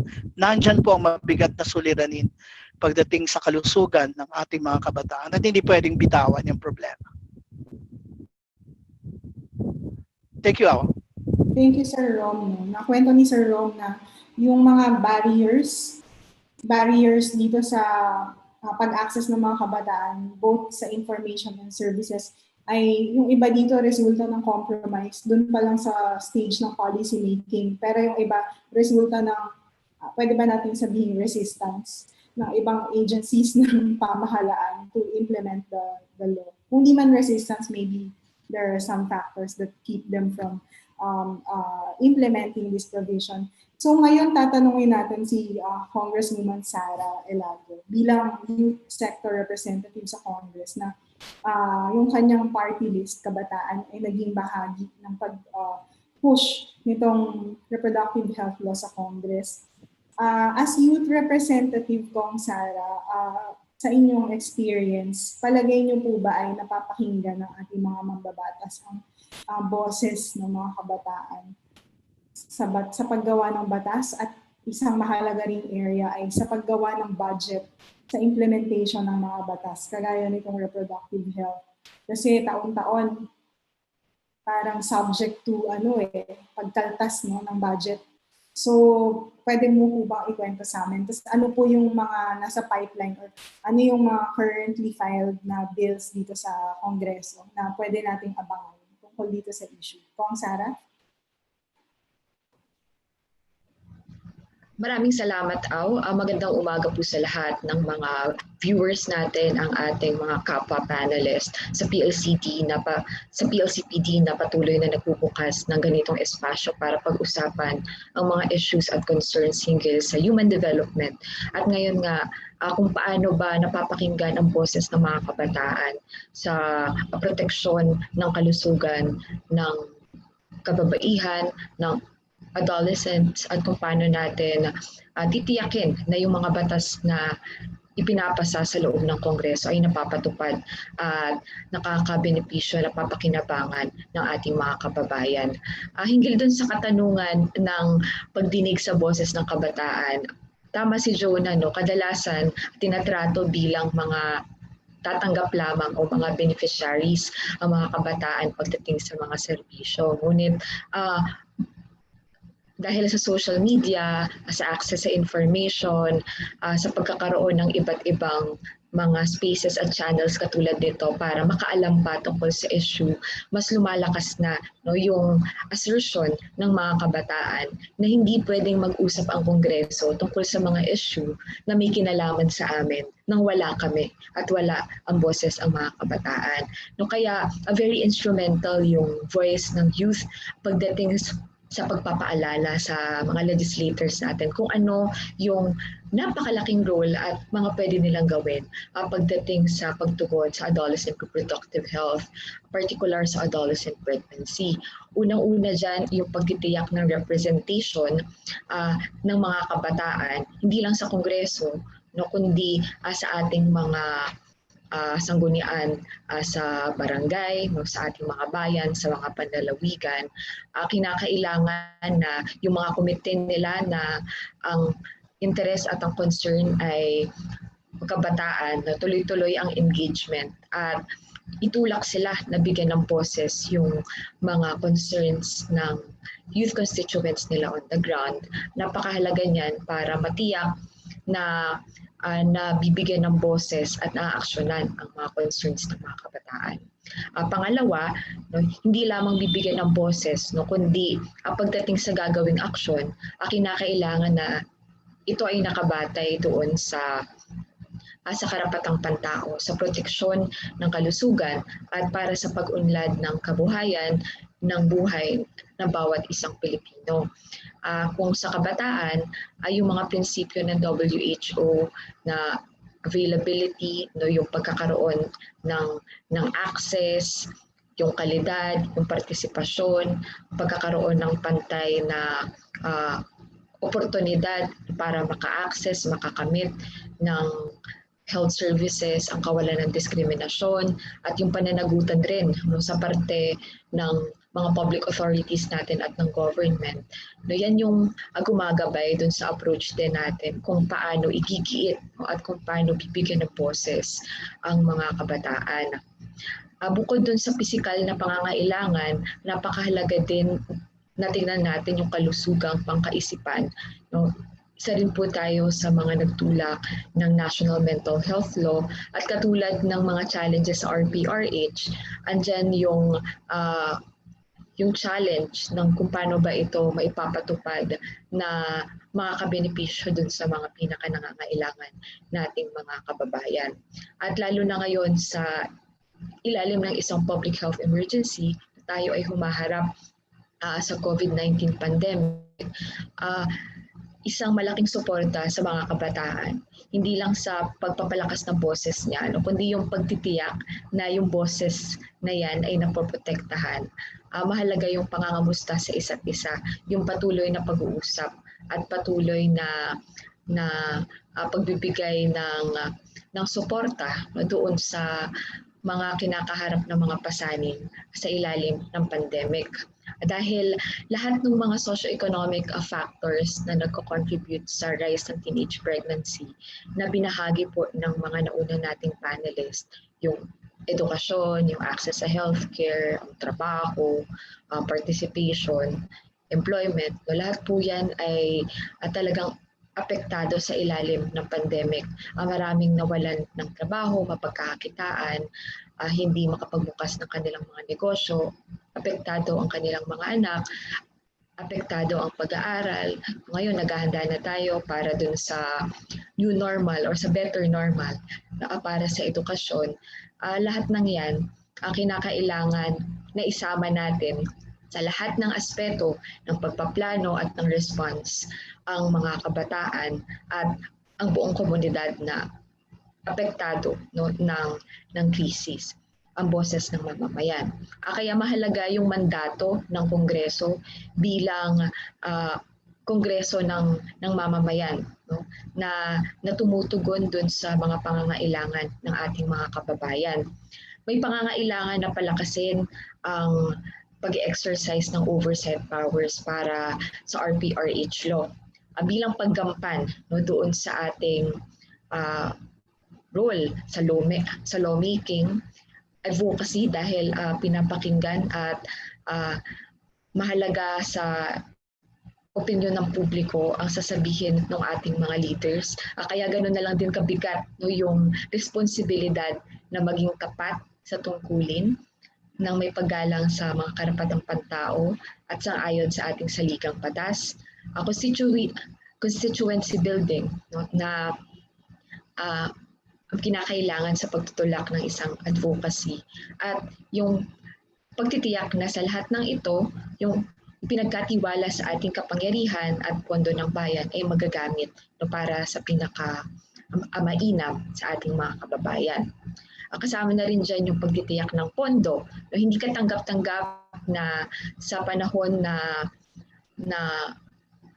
tayo ay humaharap sa pandemic at lumalaki rin ang ating populasyon ay nagkakaroon ng mga budget cut sa health at sa education. Kaya tuloy-tuloy na dapat nating tutulan ang kahit anong cut. Kailangan pa nga nadagdagan at tiyakin natin na mapupunta ito dun sa mga sistematikong pangangailangan na nakasaad na sa mga batas natin. Kailangan din ma-review yung implementation ng mandatory comprehensive sexuality education. Nabanggit na rin kanina yung mga hamon tungkol dito at malaki yung role ng Congress na hindi lang magpapasa ng batas, no, kundi titiyakin na yung pinasa niyang batas, no, yung layunin nito ay mapapatupad. Isa po sa mga pangunahin na mga hakbang na para ma-address yan, bukod sa panawagan ng congressional oversight sa RPRH law at sa pagpapatupad ng mandatory comprehensive sexuality education ay yung pagtutulak ng prevention of adolescent pregnancy bill na sinusulong po ng mga kasamahan din natin sa PLCPD, Reps Aragones, Edsel Lagman, sa Senado po si Senator Risa Ontiveros, na naglalaman ng kahalagahan ng adolescents at ng mga kabataan sa kaunlaran ng ating bayan. Isa po sa pangunahin nitong sinusulong ang pagkakaroon ng isang evidence-based medium-term national program of action for the prevention of teenage pregnancy. Kumbaga, lahat po ng mga ahensya na maaaring mag-ambag, no, sa pagtugon sa mga dahilan, no, kung bakit may rise ng teenage pregnancy at maraming mga deferred dreams, no, sa hanay ng mga kabataan ay kinakailangan po yan natugunan. Key provisions, yung pagkakaroon po ng information and service delivery network, napakahalaga ng impormasyon at ng edukasyon para sa pagpapaunlad ng kalusugan at kaunlaran ng mga adolescents. Meron din po itong provision tungkol sa comprehensive sexuality education at pagpapalawak ng mga platforms kung saan ito pwedeng maituro. No? Hindi lang po yan nakapokus sa mga bata at kabataan, kundi sa mga teachers, mga guidance counselors, instructors, mga school officials, na siya pong magpapatupad niyan sa ating mga eskwelahan. Gayon din ang mga sangguniang kabataan, ang ating public authorities, na tutulong po, gagabay din sa ating mga magulang sa training para sa adolescent health and development. Magkakaroon din po ito ng focus doon sa pag-abot sa mga out-of-school adolescents natin sa mga komunidad. Kaya yung mahigpit na pakikipagtulungan sa local government units ay kinakailangan. Nariyan din po ang kakaroon ng community-based teen center, hindi lamang sa adolescent health and development, kundi sa iba pa pong mga pangangailangan ng ating mga kabataan. Ang key po dyan, no, para sa representasyon ng mga kabataan ay yung pag-address talaga ng mga factors kung bakit may mga challenges sa adolescent health and development. Kasama po dyan ang access sa edukasyon, sa healthcare, ang pagkakaroon ng nakabubuhay na sahod, ang proteksyon sa karapatan ng mga manggagawa, pagkakaroon ng creation ng jobs, pag-ensure ng security of tenure. Yan po yung mga hakbang na susuporta sa mga provision na ito. Kasama rin po sa mga layunin ng panukalang batas na ito ay ang pagkakaroon ng komprehensibong social protection service. Kasama dyan yung mga check-ups, delivery, home-based education for teenage mothers. At nagpapasalamat po tayo at nagpapaabot rin ng pagpati doon sa mga SRHR advocates, mga adolescent health and development advocates, lahat po ng mga sumusulong ng pagtugon sa mga issue na ito ng kabataan para sa paggigiit ng uninterrupted, yung walang putol na delivery ng sexual and reproductive health services sa panahon ng pandemic. Kasama po ang POPCOM, kinakailangan yan para hindi makaligtaan, at lagi nating matiyak na nasasama at esensyal, isang mahalaga na parte ng pagtugon natin sa public health crisis ang sexual and reproductive health. Maraming salamat po sa lahat. Thank you, Congresswoman Sara, for sharing your presentation. No? Ang daming nabanggit ni Kong Sara na maaaring gawin ng Kongreso bukod sa very obvious na legislation. Binanggit din niya at actually binanggit din pa ulit-ulit last week no, yung kahalagahan ng exercise of congressional oversight kasi meron na tayong batas na potentially makakatulong pero nakikita natin maaaring kulang sa implementation and of course budgets. Kwento na sa atin ni Congresswoman Sara Elago yung provisions ng batas. So magandang transition to. Provisions ng bill on preventing adolescent pregnancy. Magandang transition ito papunta dun sa next segment natin na pupuntahan natin later. So i-wrap up ko lang yung discussion natin dito sa issue or problem. Bukod sa napag-usapan natin how serious adolescent reproductive health, particularly yung problema sa adolescent pregnancy or yung issue sa adolescent pregnancy, meron pang ibang aspeto na we should examine further. For example, gender dimension, power relations. Hinighlight kanina ni Jonah na dapat pakinggan natin or tingnan din natin yung sitwasyon ng mga batang ama or yung mga lalaki kasi hindi lang naman mga babae ang nagiging batang magulang. No? Pero the other side of it is marami ring early pregnancies that are results of sexual violence and incest. So mahalagang mapag-usapan ito. And we hope we can devote another episode just to discuss these other issues. Nabanggit din kanina yung child marriage. Both POPCOM and UNFPA raised this issue na it's a result, sometimes it's a result of child marriage, pero meron ding reverse na a marriage is forced because there's a pregnancy. At sinabi rin ni John na kanina na it could result in unsafe underground abortion. So mahalaga itong mga issue na to. And may banggit about the consequences of COVID-19 pandemic dito sa and subsequent lockdowns dito sa adolescent pregnancy. Meron na nga pong nag-comment kanina no, na mamaya balikan natin yung comment niya na baka naman dahil naka-quarantine tayo mas mababa. Pero mamaya babalikan natin to kasi mukhang iba yung lumalabas na based on what we're seeing, based on data. Bago tayo mag-proceed dun sa discussion na ano nga ba ang naiisip nating mga solusyon, gusto muna nating batiin ang mga nakakasama natin dito sa episode na ito, mga nanonood. Kasama po natin ang viewers from Al-Mujadila Development Foundation mula sa Lanao del Sur. Nanonood sila. Kasama rin natin ang Roots of Health, We Effect, YPeer Pilipinas, Zone 1 Tondo Organization. We have Health Justice Philippines. Kasama natin mula sa Camp Aguinaldo, National Defense College of the Philippines, at ang Gender and Development and National Action Plan on Women, Peace and Security, focal point ng government arsenal. So wow, meron tayong kasama mula sa security sector dito.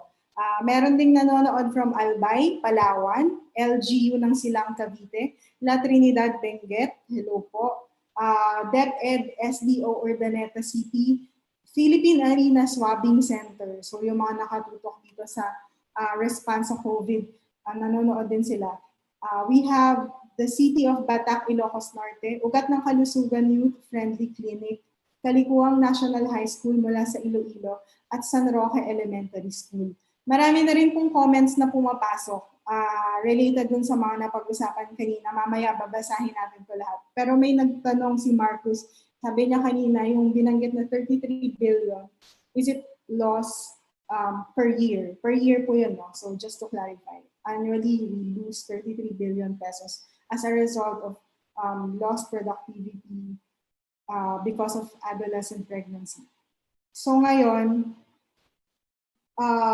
punta po tayo sa second part ng ating discussion, and we have a few minutes left, so maybe bibilisan natin, pero we'll try our best na hindi naman natin masacrifice yung quality ng discussion.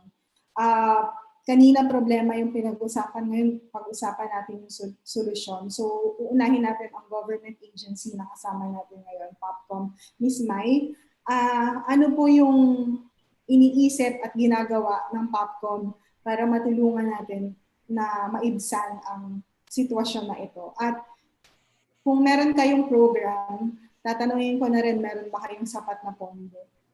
At paano nyo na-measure yung success ng mga programa ito? Alright. Naririnig ba ako? Yes. Okay. Ayun. So, sa government side, sa Commission on Population and Development, for us, we recognize that we move in a strategic framework. So, ang teenage pregnancy ay individual, household, institutional factors. So, prevention strategies, sa amin yan, yung demand generation na banggit ni Sir Rom, wala nga kami sa batas, no, DOH talaga. But we partner naman with the government agencies and even non-government agencies. Alright? And then we also recognize po na dapat may service talaga. Aside from demand generation, gusto natin talaga na yung mga kabataan pumunta talaga dun sa mga facilities, pero yun nga may parental consent issues, pero pwede naman mga proxy consent, pero napakalaking usapin po talaga yung parental consent. At sinabi yan ni Sir Rom, at continuing naman yung battle until now that we want to really remove that talaga, ma-amend yung provision na yan. And then of course, social protection for those who are pregnant. Okay? So ito po yung mga strategies na we are pursuing in government. Nabanggit din ni Sir Rom kanina, nabanggit din ng aming USEC, Juan Antonio Perez III, about us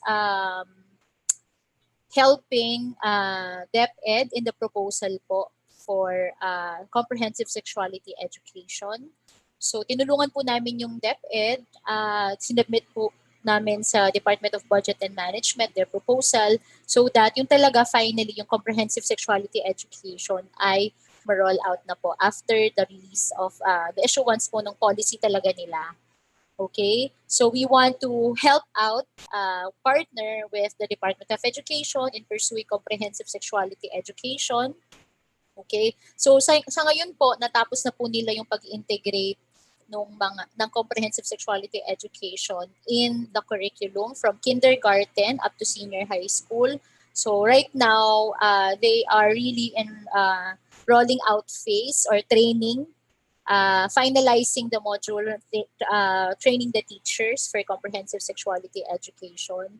So aabangan po natin yan. I think dun sa kanilang proposal na sinabit namin sa Department of Budget and Management, since meron tayong COVID-19 challenge and pandemic, so they are looking into online training of teachers.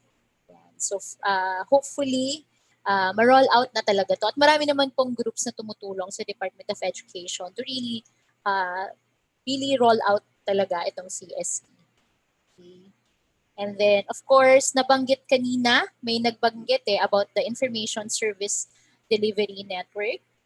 Okay. We aim talaga na mag-gather yung network ng facilities sa isang local government unit, whether government or private, para halimbawa merong na-put forth na mga cases, madali po natin siyang ma-refer sa appropriate service provider. So kung case po niyan ay kailangan niya ng counseling because merong suicide attempt, okay? So dito po sa Information Service Delivery Network, we aim na agad-agad ma-refer namin siya dun sa appropriate service provider who can provide counseling. We know na nabanggit ni Kong Sara, ni Representative Sara, na napakalaking issue talaga yung mental health. So, isa yan sa mga pinuput for talaga ng Information Service Delivery Network. And sana kung merong mga issues yung kabataan na malalapit, malilink po siya agad sa adolescent-friendly health facility. Yung Department of Health, may mga na-credit na po siya ng mga rural health units to be adolescent-friendly health facility.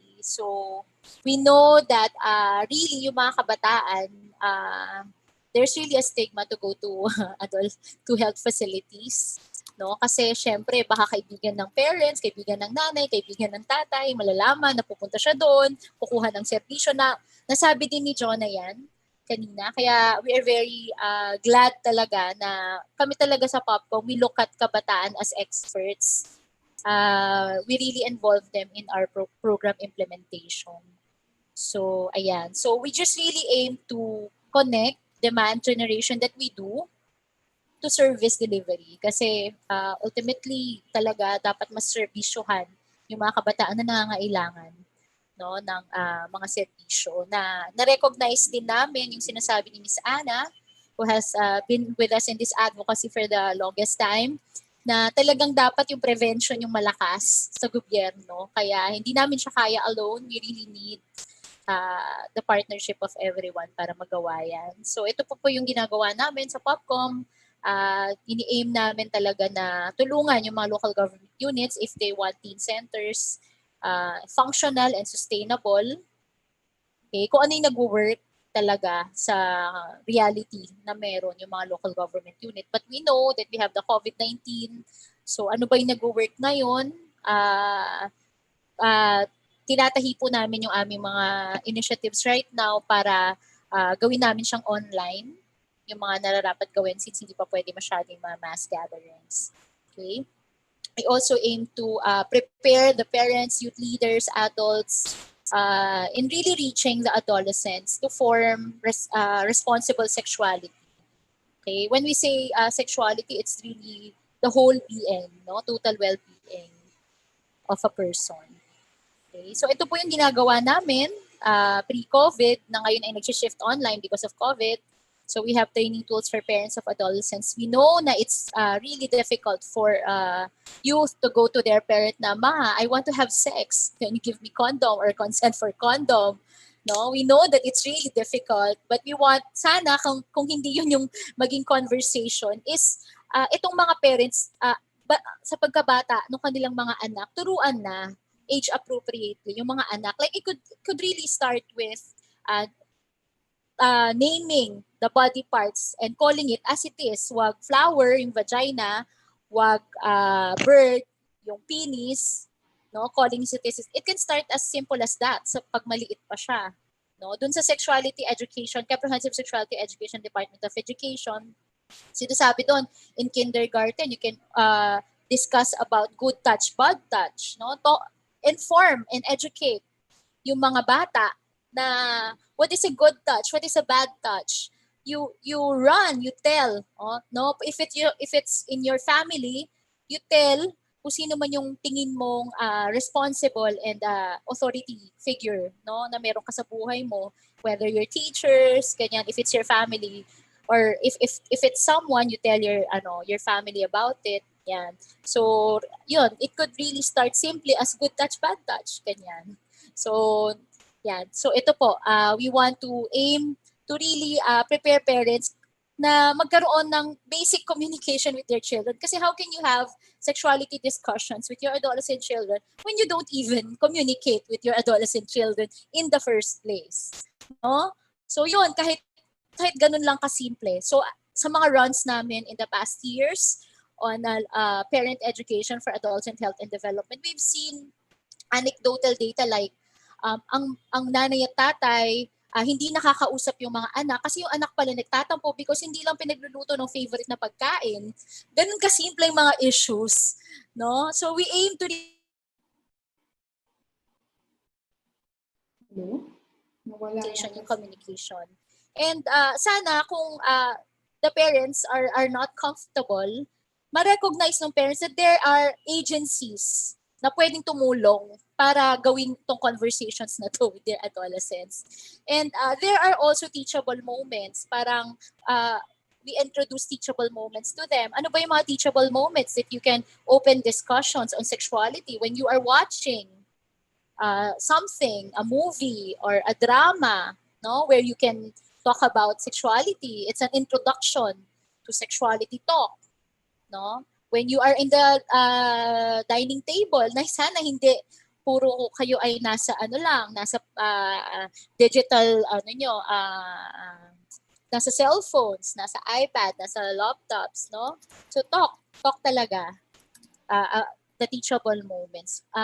Spot yung mga moments na yun that you can talk about it. Okay? And we have the parenting talk. It's a shortened version, 4 hours.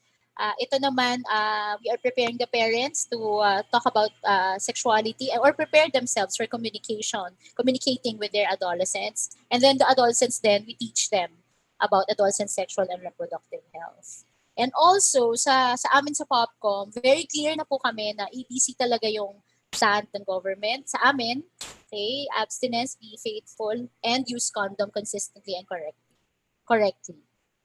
Okay? And then we also have the sexually healthy and personally empowered adolescent modules. Ito naman para sa mga youth providers, para ma-teach sila about adolescent sexual and reproductive health. And ito, optimize new media. Okay, meron po kaming You for You. Kapartner namin ng UNFPA, Ms. Rio, of course. Na-develop po itong You for You. Okay, so meron siyang online portal where you can access information about adolescent sexual and reproductive health. Meron din siyang teen trail that peers themselves talk about like body image, ganyan, mga changes that an adolescent is going through, ano yung mga, na it's normal, everyone goes through changes, but not everyone goes through it at the same time. Ayan, pero sa ngayon po, sa COVID, of course, hindi natin ito magawa kasi face-to-face to. We also have films made by the youth. Okay, so yung iba dyan sa mga films namin nakasali na po sa International Children's Film Festival in Bangladesh. All right. And of course, we are working to implement local policies. Nabanggit ulit ni Kong Sara kanina na nag-work kami before COVID to really sana pass the Teenage Pregnancy Prevention Bill. And also, our agency, where we are attached to National Economic and Development Authority, our then Secretary Ernesto Pernia declared the adolescent pregnancy cases in the country as a national social emergency. And it has been supported talaga ng mga development councils, the Social Development Council in the Philippines, where NEDA is the lead there. Okay, so kaya lang nagka-COVID, so we really aim talaga na ma-promote siya at ma-pass. Okay. Of course, we also had policy research, further studies po to ng young adult fertility and sexuality study. Now, I agree with Au that it's really high time. There's a plan for DOH to conduct that, ano lang po talaga ng COVID. Pero next year, they have begun the talks to and explore the possibility of conducting this young adult fertility and sexuality study since napakatagal na nga yung data. And of course, Popcom is a member of the Interagency Technical Working Group sa National Adolescent Health and Youth Development, the Adolescent Sexual and Reproductive Health National Implementation Team ng RPRH Law. Kasama din po kami sa Kapit Kamay na pinangungunahan ng Department of Education na Technical Working Group as an offshoot of the Teenage Pregnancy Summit, where our secretary, the secretary declared teenage pregnancy as a national social emergency. So yun po ang ginagawa talaga ng Popcom. And of course, we are partnering with the Philippine Legislators Committee on Population Development to address teen pregnancy. So may partnership po kami for the year. Marami pong salamat. Thank you. And of course, bago ako magtapos, I will take this opportunity that if you have questions, we have nationwide helplines. If you have questions on family planning, usap tayo on family planning, adolescent sexual and reproductive health, gender-based violence. Kami po yung first line of responder. If you have any questions, you can send a message to the Commission on Population and Development Facebook account. Usap tayo sa family planning Facebook account. Meron po kami nationwide sa lahat ng Popcom regional offices na Facebook account. Ito rin po, if you want to call or text, naka-flash naman po on our screens where you can call us, okay, where you can text us, My Smart, My Glow. Yan. Okay. Pwede din po, nakalagay dyan 8 to 5, pero kung gusto nyo mag-message ng gabi, may sumasagot pa rin naman po. Ayun, marami pong salamat. Thank you also again, PLCP. Thank you, Ms. Mai. Itong slide mo dun sa helplines, we will share this later to our viewers through our Facebook page. At meron ding ibinigay na number or helpline yung YPeer na kung kung merong gusto ng service or commodities, pwede rin kumonect sa kanila. Mamaya ibibigay natin yan. Punta naman tayo kay Miss Rio. Tatanungin ko sila since sila yung merong malawak na tanaw coming from UNFPA at nakakita ng mga interventions across the globe. Base sa analysis ng UNFPA, ano naman yung mga strategies and interventions that have proven or have been proven to be most effective sa iba't ibang konteksto para malaman natin at ma-inform yung mga nagpaplano para dito sa Pilipinas. Mm-hmm. Okay, thank you for that, Ao. No? So I have 3 points for that question. No? So this is based on research and evidence around the world, and also based on UNFPA's work across the globe, because teen pregnancy is also one of the areas that we work on, the prevention and addressing teen pregnancy. So first of that, no, is ito din yung in-emphasize ni Congressman Elago a while ago, no, yung pagkakaroon ng policies to promote support, no, yung ating young people. So specifically policies on health and programs that address the needs of young people, including sexual and reproductive health services and information, access to condoms, and a range of contraceptive methods. No, this is very important yung pagkakaroon ng polisiya on that, because this will help prevent, no, early pregnancy or unintended pregnancies and safe abortions, maternal mortality, included dyan yung unsafe sexual behaviors, STIs, and of course, gender-based violence. So that's number one, magkaroon or to support, no, yung health policies and programs to address the needs of young people. So second on that, and this is very important, and this has been emphasized as well by our colleague from POPCOM, no, yung access to comprehensive sexual education for all adolescents and youth in and out of school, no, para ma-build yung kanilang capabilities. So contrary kasi, no, sa popular belief, or marami kasing misconceptions about CSE na madaming nagsasabi na pag tinuro ang CSE, nagkakaroon ng kumbaga early sexual debut ang mga kabataan, or nagli-lead ito sa increased sexual activity. But evidence, no, around the world shows na actually yung comprehensive sexuality education is the cornerstone talaga ng pag-improve ng sexual and reproductive health ng ating mga kabataan. And in order for young people, no, to make healthy and responsible decisions, young people need yung correct, no, accurate na information about puberty, no, about reproduction, about relationship, about sexuality, the consequences of unsafe sex, no, and how to avoid STI, HIVs, and unintended pregnancy. And these are all components ng comprehensive sexuality education. So kasama din, no, sa comprehensive sexuality education yung pag-develop ng skill ng mga kabataan and knowledge and attitude, no, na para makapag-decide sila sa kanilang buhay, no, sa kanilang future. And napaka-importante nitong CSE dahil nagko-contribute ito talaga sa safer sexual practices, no? Kasama dyan yung pag-delay ng sexual debut, reducing the number of partners, and increasing condom and contraceptive use. And also, CSE can also reduce, no, the negative consequences of unsafe sex. So hindi lang po ito sexuality, but this is really life skills, no? So yun po yung pangalawa, no, access to comprehensive sexuality education.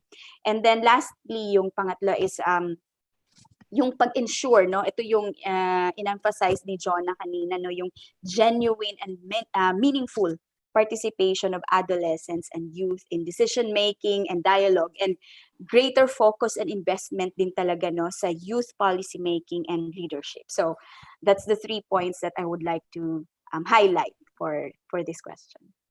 Back to you, Al. Thank you. Thank you, Rio, for the 3 points. Punta naman tayo kay Jonah.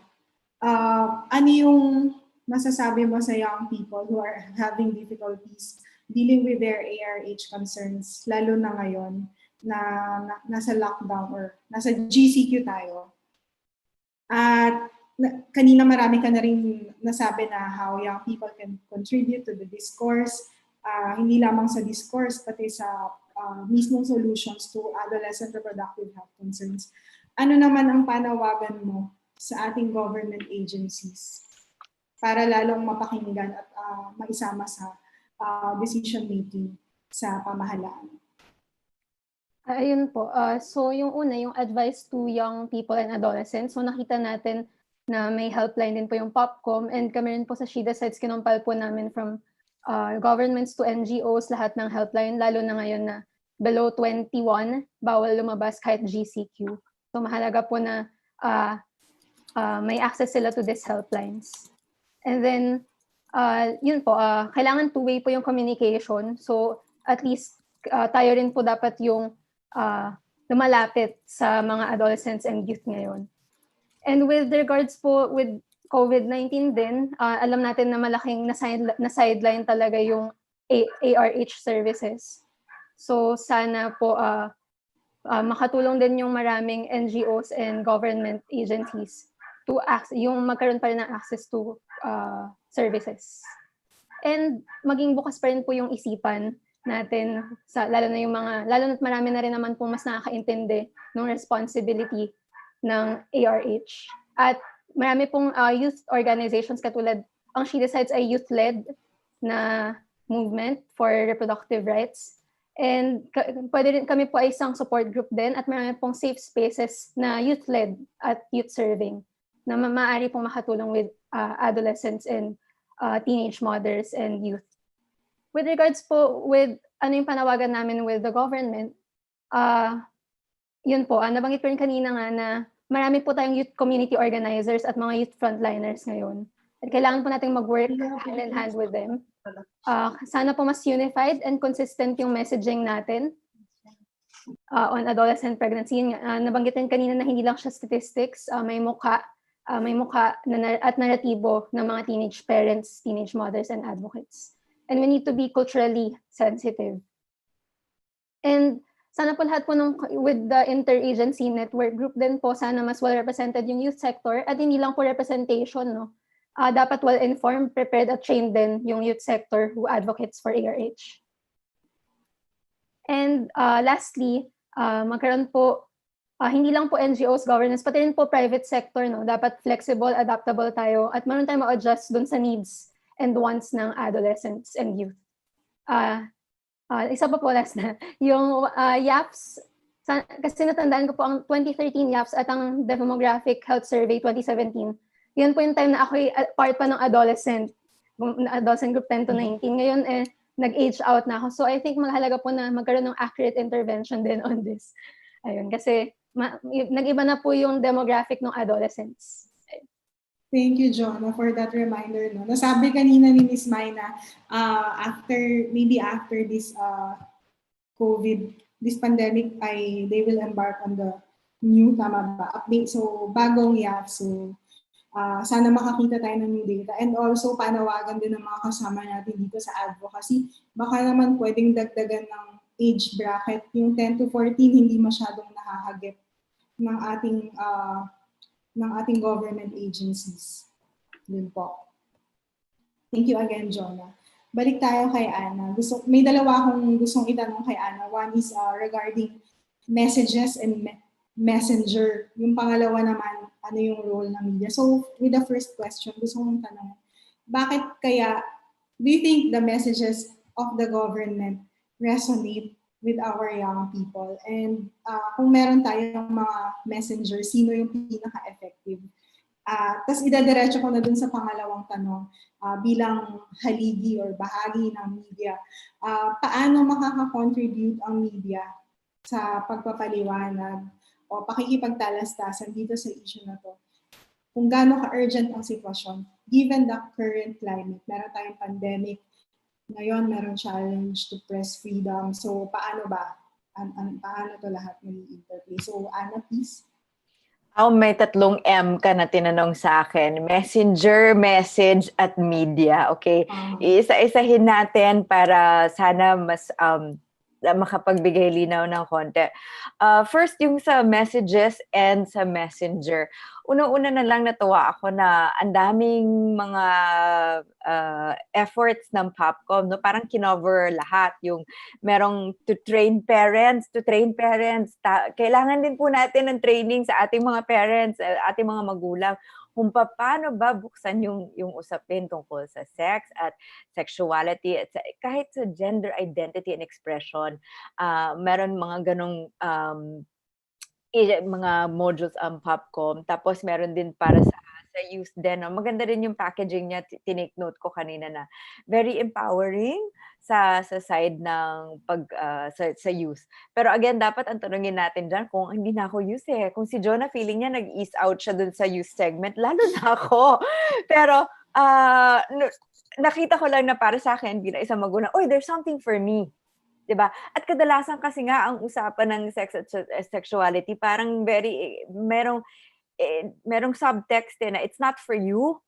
Para lang yan sa may mag-asawa, para lang yan sa may pamilya, para lang yan sa may tamang edad. Hindi po. Sexuality education, sexual health is for everyone. So, dun po sa messaging na yon, yun ang unang-una ko pong sasabihin siguro, dapat inclusive tayo.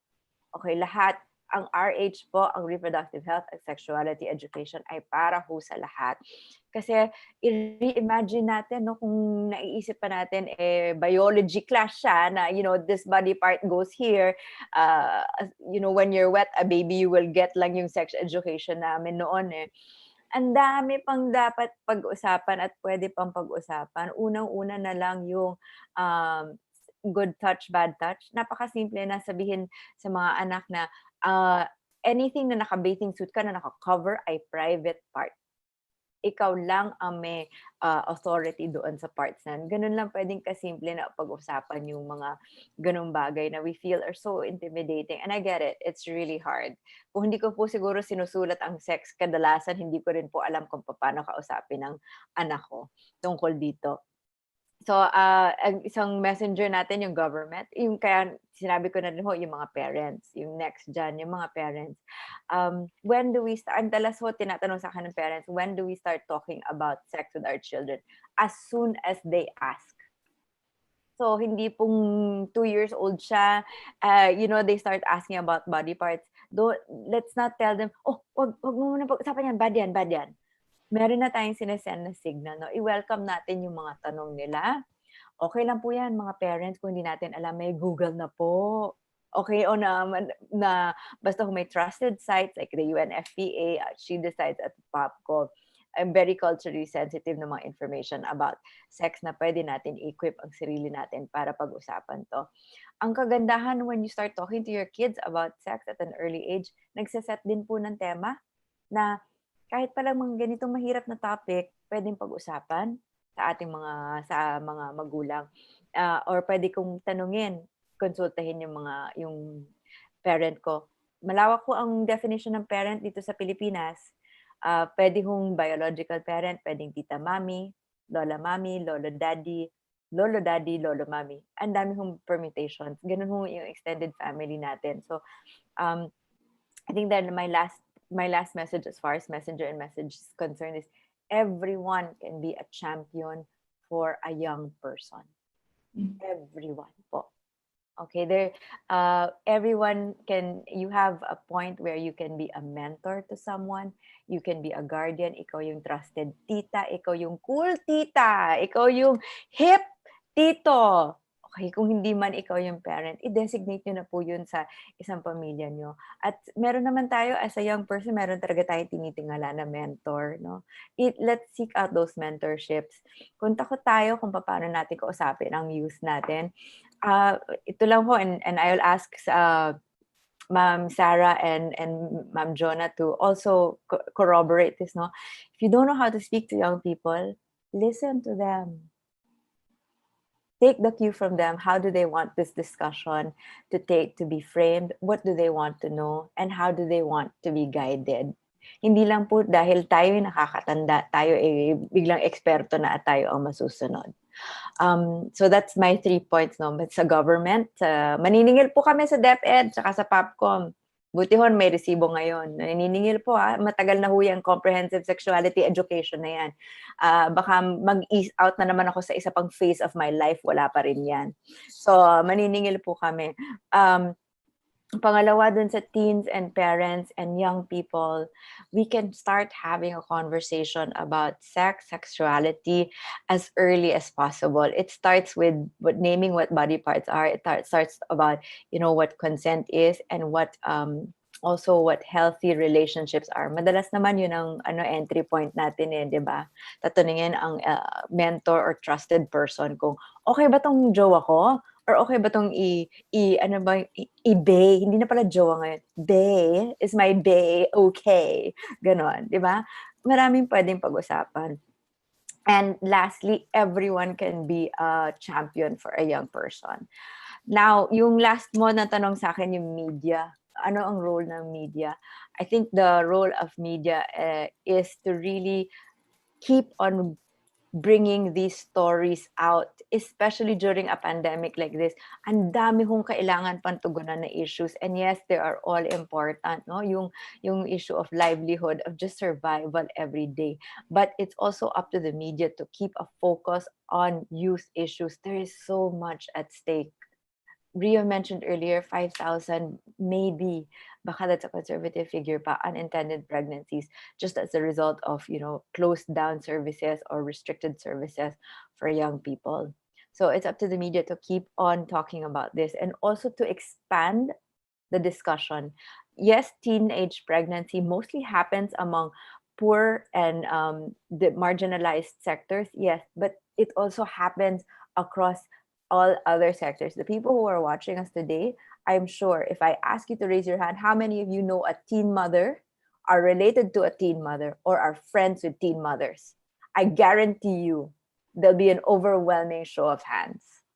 Okay, so we need to also broaden the discussion na hindi lang po nangyayari sa poor and marginalized boys and girls and teen pregnancy. Okay? Everybody, it can happen across a spectrum. And that's why we all have this responsibility also to keep on talking about it and be a champion for it.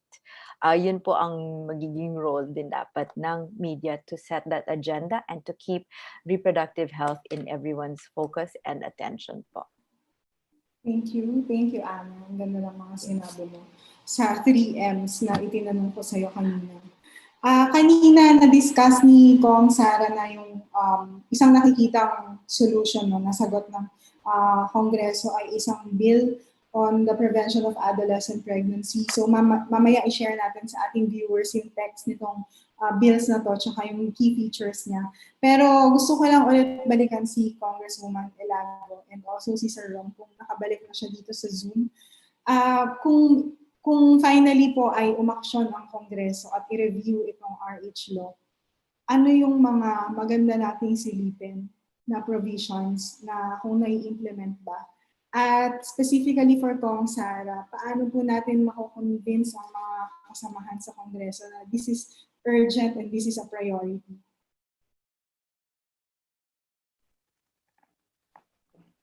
Ngayong linggo ho ay mag-a-adjourn na sinadiye ang Kongreso.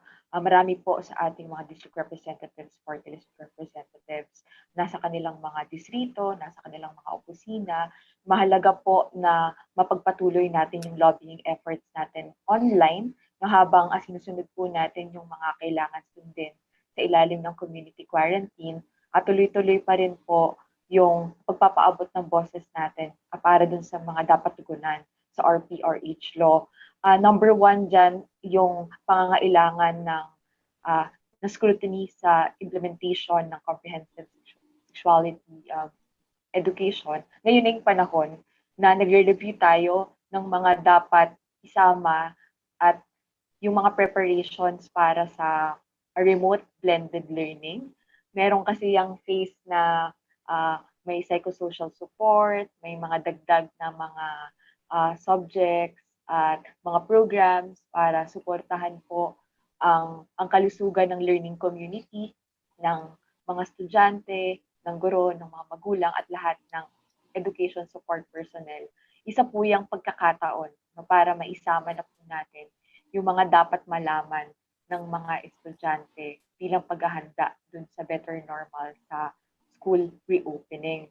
Dagdag pa po dyan, yung pondo para sa clinics at healthcare services sa ating mga public school, kailangan niyang bigyan ng prioridad dahil sa panahon na wala pang papayagan ng mga face-to-face at residential classes, lalo na po sa mga high-risk na mga areas sa ilalim ng public health emergency, ngayon na po yung pagkakataon na napalakasin natin yung mga pasilidad sa paaralan para suportahan yung kalusugan dahil ang mabuting kalusugan po ay mahalaga para doon sa pagkatuto sa pag-aaral ng ating mga kabataan. Thank you, Kong Sara. Gusto ko lang pong itanong itong huling tanong ko sa lahat. No? Baka kasi may nakakalimutan tayo.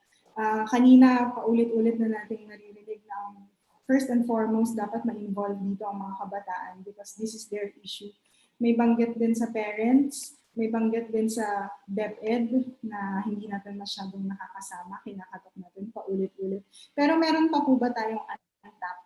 Media na banggit din kanina. Meron bang untapped allies? At sino pa yung mga institutions of society who need to be involved? Baka makatulong sila. Yes, Anna. I think we need to involve the men more. I would like to really see some kind of active engagement of young men and even reframing the mindset of the older men, we need to have that discussion. When we reproductive health, sexual health is also about gender equity, right? Gender equality. And we need the collaboration and of the men to get behind this, the idea of, first of all, in the context of reproductive health, birth control is not solely a woman's responsibility. We don't get pregnant by ourselves. I know science has allowed us to make several advancements, but sometimes we still prefer male involvement getting pregnant. Some of us, at least, right? So I would really love to see more engagement with men. And how do we engage them in doing that? Just to share one story, when we did a program for empowering our teen mothers in urban areas in Tondo and in Baseco with Likhaan, we offered them a vocational training. And we were so focused on, okay, you're going to go, after this vocational training, you're going to get a job, you're going to be employed, you're going to have skills that will, empower you and somehow change the trajectory of your life. So, nagawa namin yun. Ang hindi namin naasahan ay yung nagbago yung gender at power dynamics ng relasyon nung mag-asawa or mag-asawa yun, nagsasama sila sa bahay nung naging mas empowered yung teen mom natin. Merong nagiging passive-aggressive na partner sa bahay na, ikaw na lang magtrabaho. Mas malaki pala magiging sweldo mo kaysa sa akin eh. Or meron ng mga pumapasok na, dami mo magiging katrabaho, marami kang makakausap na kung sino-sino magkagusto sa'yo. Hindi namin anticipate, no? Binaglaban lang namin yung side ng gender equity at empowerment ng kababaihan. Pero yun na nga, yung kailangan palang pag-aralan, palalo yung nagbabago sa gender dynamics. At yun, kailangan ng usapin ng men and women together. Hindi po magkalaban, diba? Magkatuwang. Thank you for raising that. Kailangan ng involvement ng kalalakihan at mga boys dito sa usaping ito. At maganda na bata pa lang, alam na nila na meron silang role dito. Bago po tayo pumunta dun sa ating comments and questions from the viewers, gusto ko lang munang batiin ang ating viewers mula sa Council for the Welfare of Children. Nasa agenda po nila ito, legislative agenda ng CWC. City Population Management Office ng General Santos City, SDO ng Quezon, Division of Navotas City, I think this is DepEd, Zamboanga City, DepEd SDO Palawan, buti pala merong mga taga-DepEd na nanonood sa atin ngayon, Adolescent Health and Development Program ng Provincial Health Office ng Rizal, Division of Nueva Vizcaya, and Division of Navotas.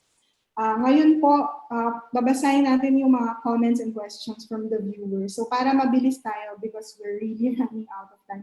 Isa-isahin ko to and then anyone can just butt in kung gusto nilang sagutin or kung kaya nilang sagutin ito. Unang comment mula kay Amber Noval, kawawa naman ang mga inang hindi pa handa sa responsibilidad. Magsubok at pasan natin lahat ang bawat batang ipinanganganak ng walang tamang gabay mula sa magulang. At kanina na-raise na rin to, no? Baka mas mababa ang teenage pregnancy kasi naka-quarantine tayo. Yung mga kabataan hindi makalabas, yung mga below 21 daw hindi makalabas. Mas mababa kaya talaga yung teenage pregnancy. Meron bang pwede mag-address nito? Can I address that question po? Yes, please. Kasi nabanggit ko kanina, no, yung projections ng UPPI, no, sa increase ng teenage pregnancy. So essentially, this is a projection as a result of lack or limited information po, no, on adolescent sexual and reproductive health as a result of our lockdown measure. So pag walang access at walang information, no, ang ating mga kabataan, it's projected na mag-increase an additional of 5,000 teen pregnancy. So isipin po din natin, no, na madaming kabataan ngayon, no, ang nasa sitwasyon na ng early union or early marriage, okay?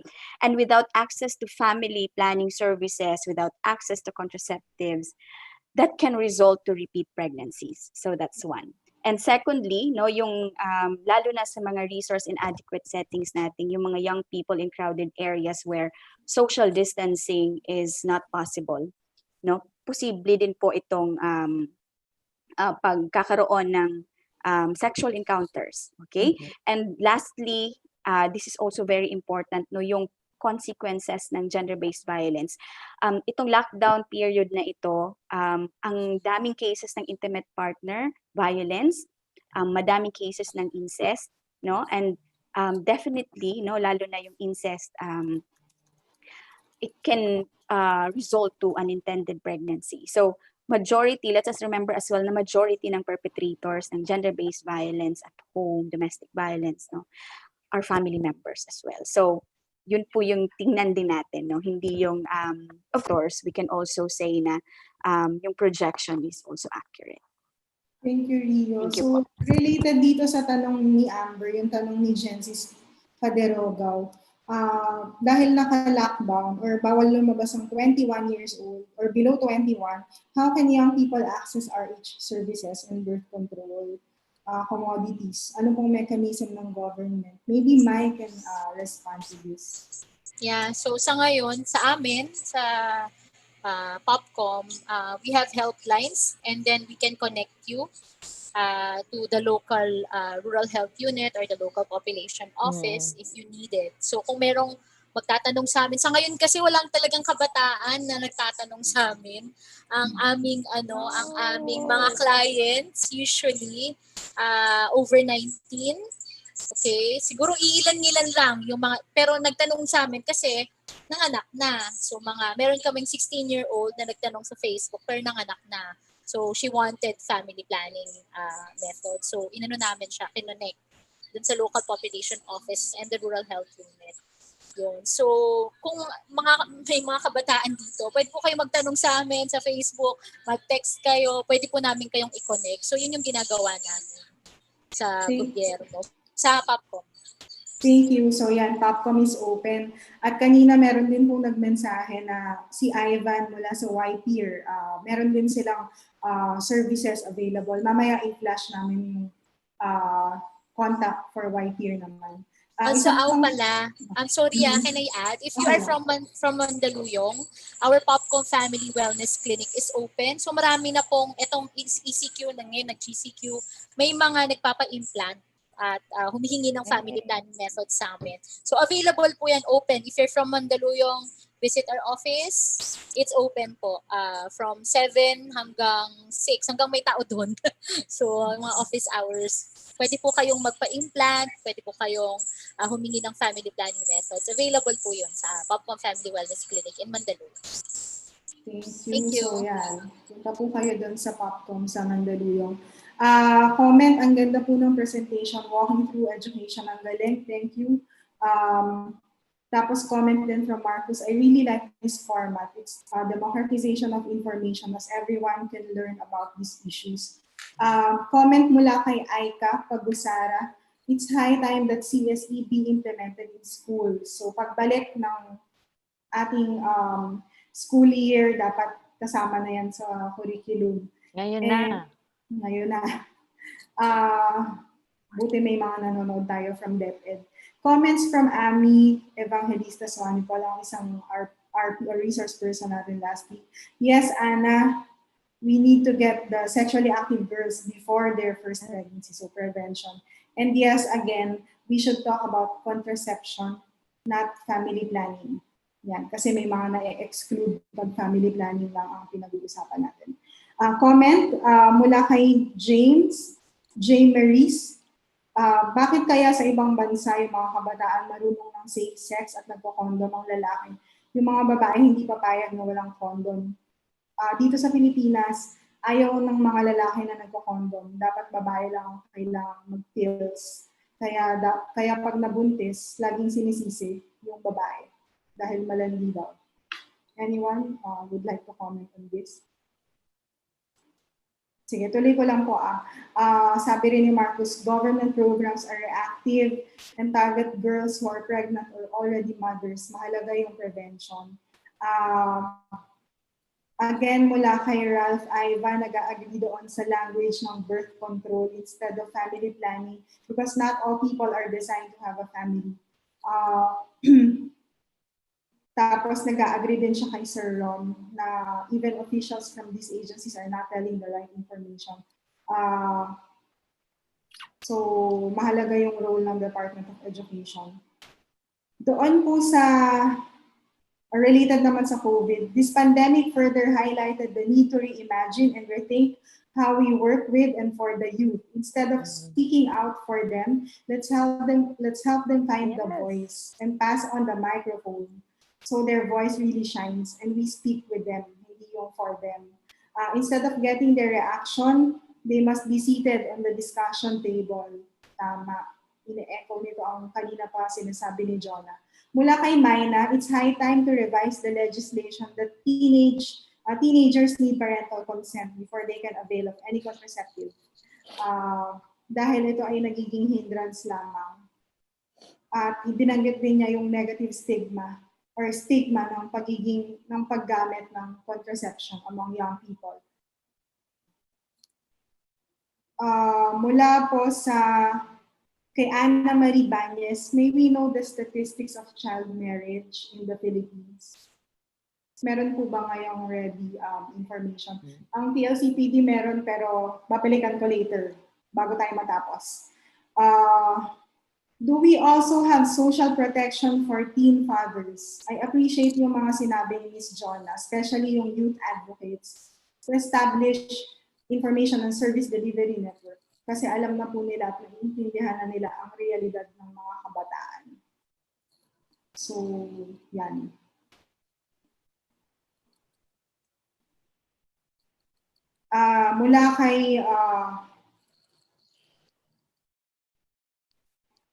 Mula kay Voltaire, ang mga kilalang simbahan at sympathizer ang kumukontra hinggil sa pag-aaral sa sex at family planning. Meron po bang gustong mag-comment dito? At yung last na comment natin, government agencies should also adopt the innovative strategies on behavioral change communication, which are being currently done by different youth-led organizations. Yun po. At yung iba mga support sa panawagan natin to enact the bill providing programs for adolescents, particularly for this, and bill prohibiting child marriage. No more children having children and child marriage. Yun po. Meron ako kaninang question na baka may gusto mag-comment about religious institutions. Siguro sila yung mga sinasabi natin dapat allies pero hindi natatap or baka hindi tayo nagtatagpo. Baka kailangan natin hanapin yung common ground with them. Okay. Yun na po yung last of our comments and questions. At this point, gusto natin hinga ng concluding statements ang ating panelists. I'd like to ask two sentences. Pasensya na kayo, we're really running out of time. So let's start with Ms. Mai. Okay, so for me, do not let, if you're a young person, do not let anyone look down on you because you're young. but rather set an example, no? That's my favorite saying na if you're young, do not let anyone look down on you. So I recognize the expertise of young people like Jonah here. We're glad that she's with us. Okay, and if you need help, Popcom helplines are available for you. Again, please send us a message on our Popcom Facebook account. You can also send us a message on our Usap Tayo sa Family Planning Facebook account. And also, yung helplines po namin, you can text, you can call. And if you're from the area, please go to Popcom Family Wellness Clinic if you need services on family planning and adolescent sexual and reproductive health, gender-based violence. And we will help you link to appropriate agencies to help your concern. Thank you. Thank you, Ms. Mai, and thank you as well to Popcom. Babalikan ko lang yung statistics ng child marriage. No? In absolute numbers, the Philippines ranks number 12. Number 12 tayo sa buong mundo in terms of absolute number. At approximately 700,000 child marriages and unions meron tayo sa Pilipinas according to the Philippine Statistics Authority. Yun po. So that's the reality. Marami hindi nakakaalam na it's happening pero 700,000 is too many. Punta po tayo kay Rio for the closing statement. Okay. Yung pag-address no ng teenage pregnancy, it's a multi-sectoral effort and it's an all of government approach no to really ensure na yung ating adolescents and young population are able to really enjoy the highest attainable standard of health and access to quality health services, including sexual and reproductive health services.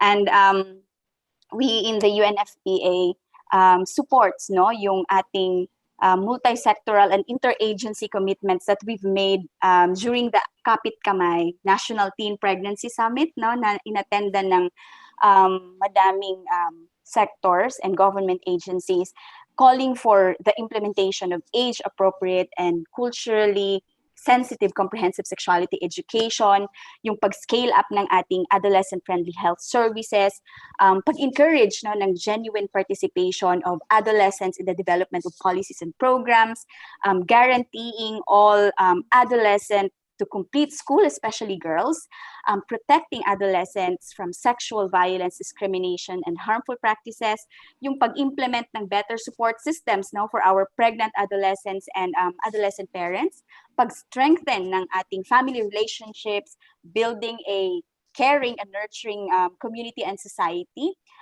pag-support no, for more research and improve the availability of data as well on adolescent pregnancy, and lastly on maximizing various media platforms to to communicate our messages and to generate multi-stakeholder engagement. So for more information, you may want to also visit our website and our FB pages for UNFPA Philippines for information on programs, services, and activities for young people. So thank you very much, Al. Thank you, Rio, and to UNFPA for your steadfast support dito sa adolescent reproductive health and also SRHR in the Philippines. Pakinggan naman natin ngayon si Jonah para sa kanyang concluding statement. Ayun po, for us naman po sa youth sector, no, maigting at visible po na youth-adult collaboration. Napakahalaga po nung partnership na yon. Kagaya nga po na nabanggit din na Ms. Rio na multi-sectoral issue talaga ito. And for us po, ganun din po yung maigting na boses ng kabataan sa pagtulong po dun para ma-amend yung parental consent, para maalis na yung parental consent. And increase din po, nakalimutan natin yung increase ng age of sexual consent. Ng 12 hanggang ngayon, 12 years old pa din. So sana po marami pang youth advocates na makatulong sa atin. Kagaya po nung nagawa namin last week ata yun, yung Twitter rally, marami na pong pwedeng gawin ngayon, lalo na maraming kabataan ng online. So mas marami tayong mahamig na youth advocates at adolescents. And lastly po, yun, sumali po sa mga youth organizations at youth-led movements kasi lalo na sa mga sa mga kabataan. At SK, Sangguniang Kabataan, sana mas magkaroon ng mga teenage pregnancy trainings on a community and grassroots level. Ayun po. Thank you, Jonah. Ngayon naman pakinggan natin si Anna.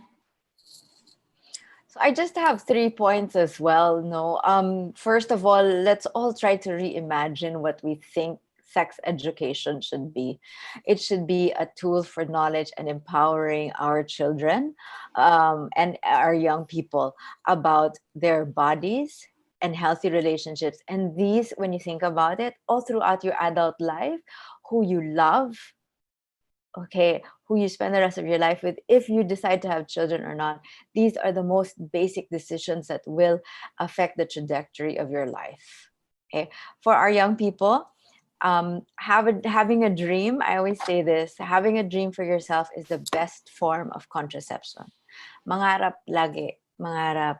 Mahirap minsan, parang hindi natin kaya abutin. Kita niyo naman yung picture ko nung 16 ako, di ba? Kalain ko bang makakasama ko ang isang congresswoman at ibang tiga-international organization.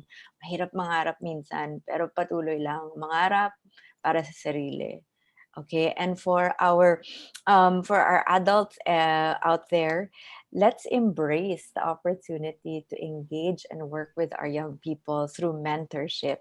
Mentorship, parang napakalaking word, pero sa totoo lang, it's all about giving our young people the opportunity and the encouragement to dream for themselves and to reimagine or imagine the future that they want for themselves, and encouraging them to work for it and have it. Maraming salamat po. Thank you, Anna. Unfortunately, kinailangan umalis na mas maaga ni Congresswoman Sara Elago kasi meron siyang committee meeting this morning. So, nagpaalam na po siya. But rest assured that she is supportive of all our advocacies. At ngayon po, pakinggan natin si Sir Rom for his concluding statement. Hello?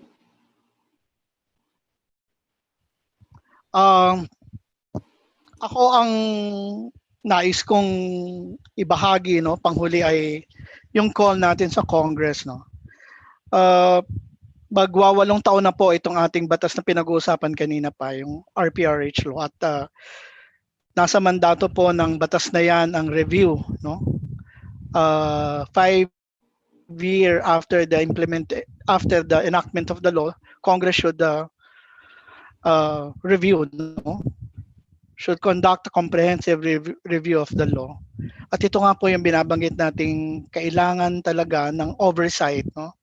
Isang pag-aaral sa implementasyon na ginagawa ng pamahalaan sa pagpapatakbo nitong batas na to. At kailangan pong i-reintroduce yung mga nawalang provisions like access ng minors, no, sa services. Kailangan i-restore yung accountability ng mga LGU officials at health providers na who will refuse to implement the law, including yung pag-provide ng services. Kailangan natin institutionalize o magkaroon ng provision na magtatalaga sa isang interagency mechanism. Kung NIT yan o yung National Implementation Team, maging yon ang forma ng isang interagency na dapat titingin sa implementasyon at magre-review sa implementation. Dapat may strong presence ng civil society, including yung young people, no, sa loob ng interagency na yon. May panawagan din ang PLCPD na ipasa, no, kasabay ng pag-review ng batas, ipasa yung mga may tawag si Congressman Edsel dito mga sister legislation, no, ng reproductive health na magsusulong further sa karapatan ng mga kabataan sa kanilang well-being, sa kanilang reproductive health. Isa dito yung binanggit na ni Kong Elago kanina, yung prevention of teenage pregnancy, approval ng child early and forced marriage, no, a law that will prohibit yung kasalukuyang nagaganap sa maraming komunidad sa ating bansa, yung child marriage, increasing the age of statutory rape, no, na isinusulong kapwa ng Child Rights Network at PLCPD, at yung local mainstreaming reproductive health law. Hindi ito batas pero kailangan talagang tuunan ng partikular ng dalawang Department of Health at DILG. Pero kulang po, no? Kulang po ang tulak para ang ating mga local government officials ay magkaisa na isulong ang batas na ito. Yan lang, maraming po salamat. Thank you, Sir Rom. Maraming salamat po sa lahat ng panelists. So, Miss Mai, Miss Rio, Miss Ana, Jonah, Sir Rom, at si Kong Sara kanina. Maraming salamat for sharing your expertise, your insights. Marami po kami natutuhan at talaga nag-overtime tayo. Pero I hope the quality of the discussion makes up for that. Dito nagtatapos ang ating programa for today, pero magpapatuloy ang discussion online. Doon po sa comment section, magbibigay kami ng mga links pa, kagaya ng binigay ng white here kanina para sa mga gustong mag-access ng commodities. Punta kayo sa, sorry, nawala yung notes ko, pero ika-flash na, ilalagay namin sa comment section. So maraming salamat panelists at maraming salamat sa mga nanood. Sabi ng kinanta kanina ni Puki Chuan, yung kanta niya, uunahin ko kayo. Uunahin kita anak upang ikay makapag-aral. At sa bawat layunin mo ay karamay sa pagpapagal. Sa kandungan ng kapayapaan, sa landas ng pagkakapantay-pantay, ihahanda ko ang daigdig sa masaganang mong buhay. Ang ganda-ganda nitong words na ito, sinulat ni Gary Granada. Malinaw sa kanta na ito ay isang ina na nagsasalita. Kinakausap ang kanyang anak. And I hope our duty bearers have this kind of heart for our young people and this kind of love that a mother has for her child. Siguro po kung ganito yung ating lens o lens ng mga nasa decision-making bodies ng ating pamahalaan, hindi natin makikita na ganito ang sitwasyon at hindi natin makikita na numero lamang ang mga kagaya ni Ana, yung pinanood natin kanina. At mararamdaman natin na one is or would be too many. Yun po ay paalala sa ating lahat. Muli po, this is Ao Kilala and we would like to thank you for watching this episode. Sana po marami kayong natutuhan at this will prompt action mula sa ating viewers, lalo na yung merong kakayahan to contribute to the action, to the solution to this problem. At next week po, magkita-kita po tayo. Thursday, June 11, we are launching our third season. The next 6 episodes will be a special series on rural development. Tama-tama, pinag-uusapan natin ang balik probinsya. So, iintindihin natin kung ano yung mga requirements for that. Same time, 9 a.m., same channel dito sa Facebook at ngayon nasa YouTube na rin tayo. Maraming salamat po ulit sa lahat and we would like to say goodbye to everyone. Bye!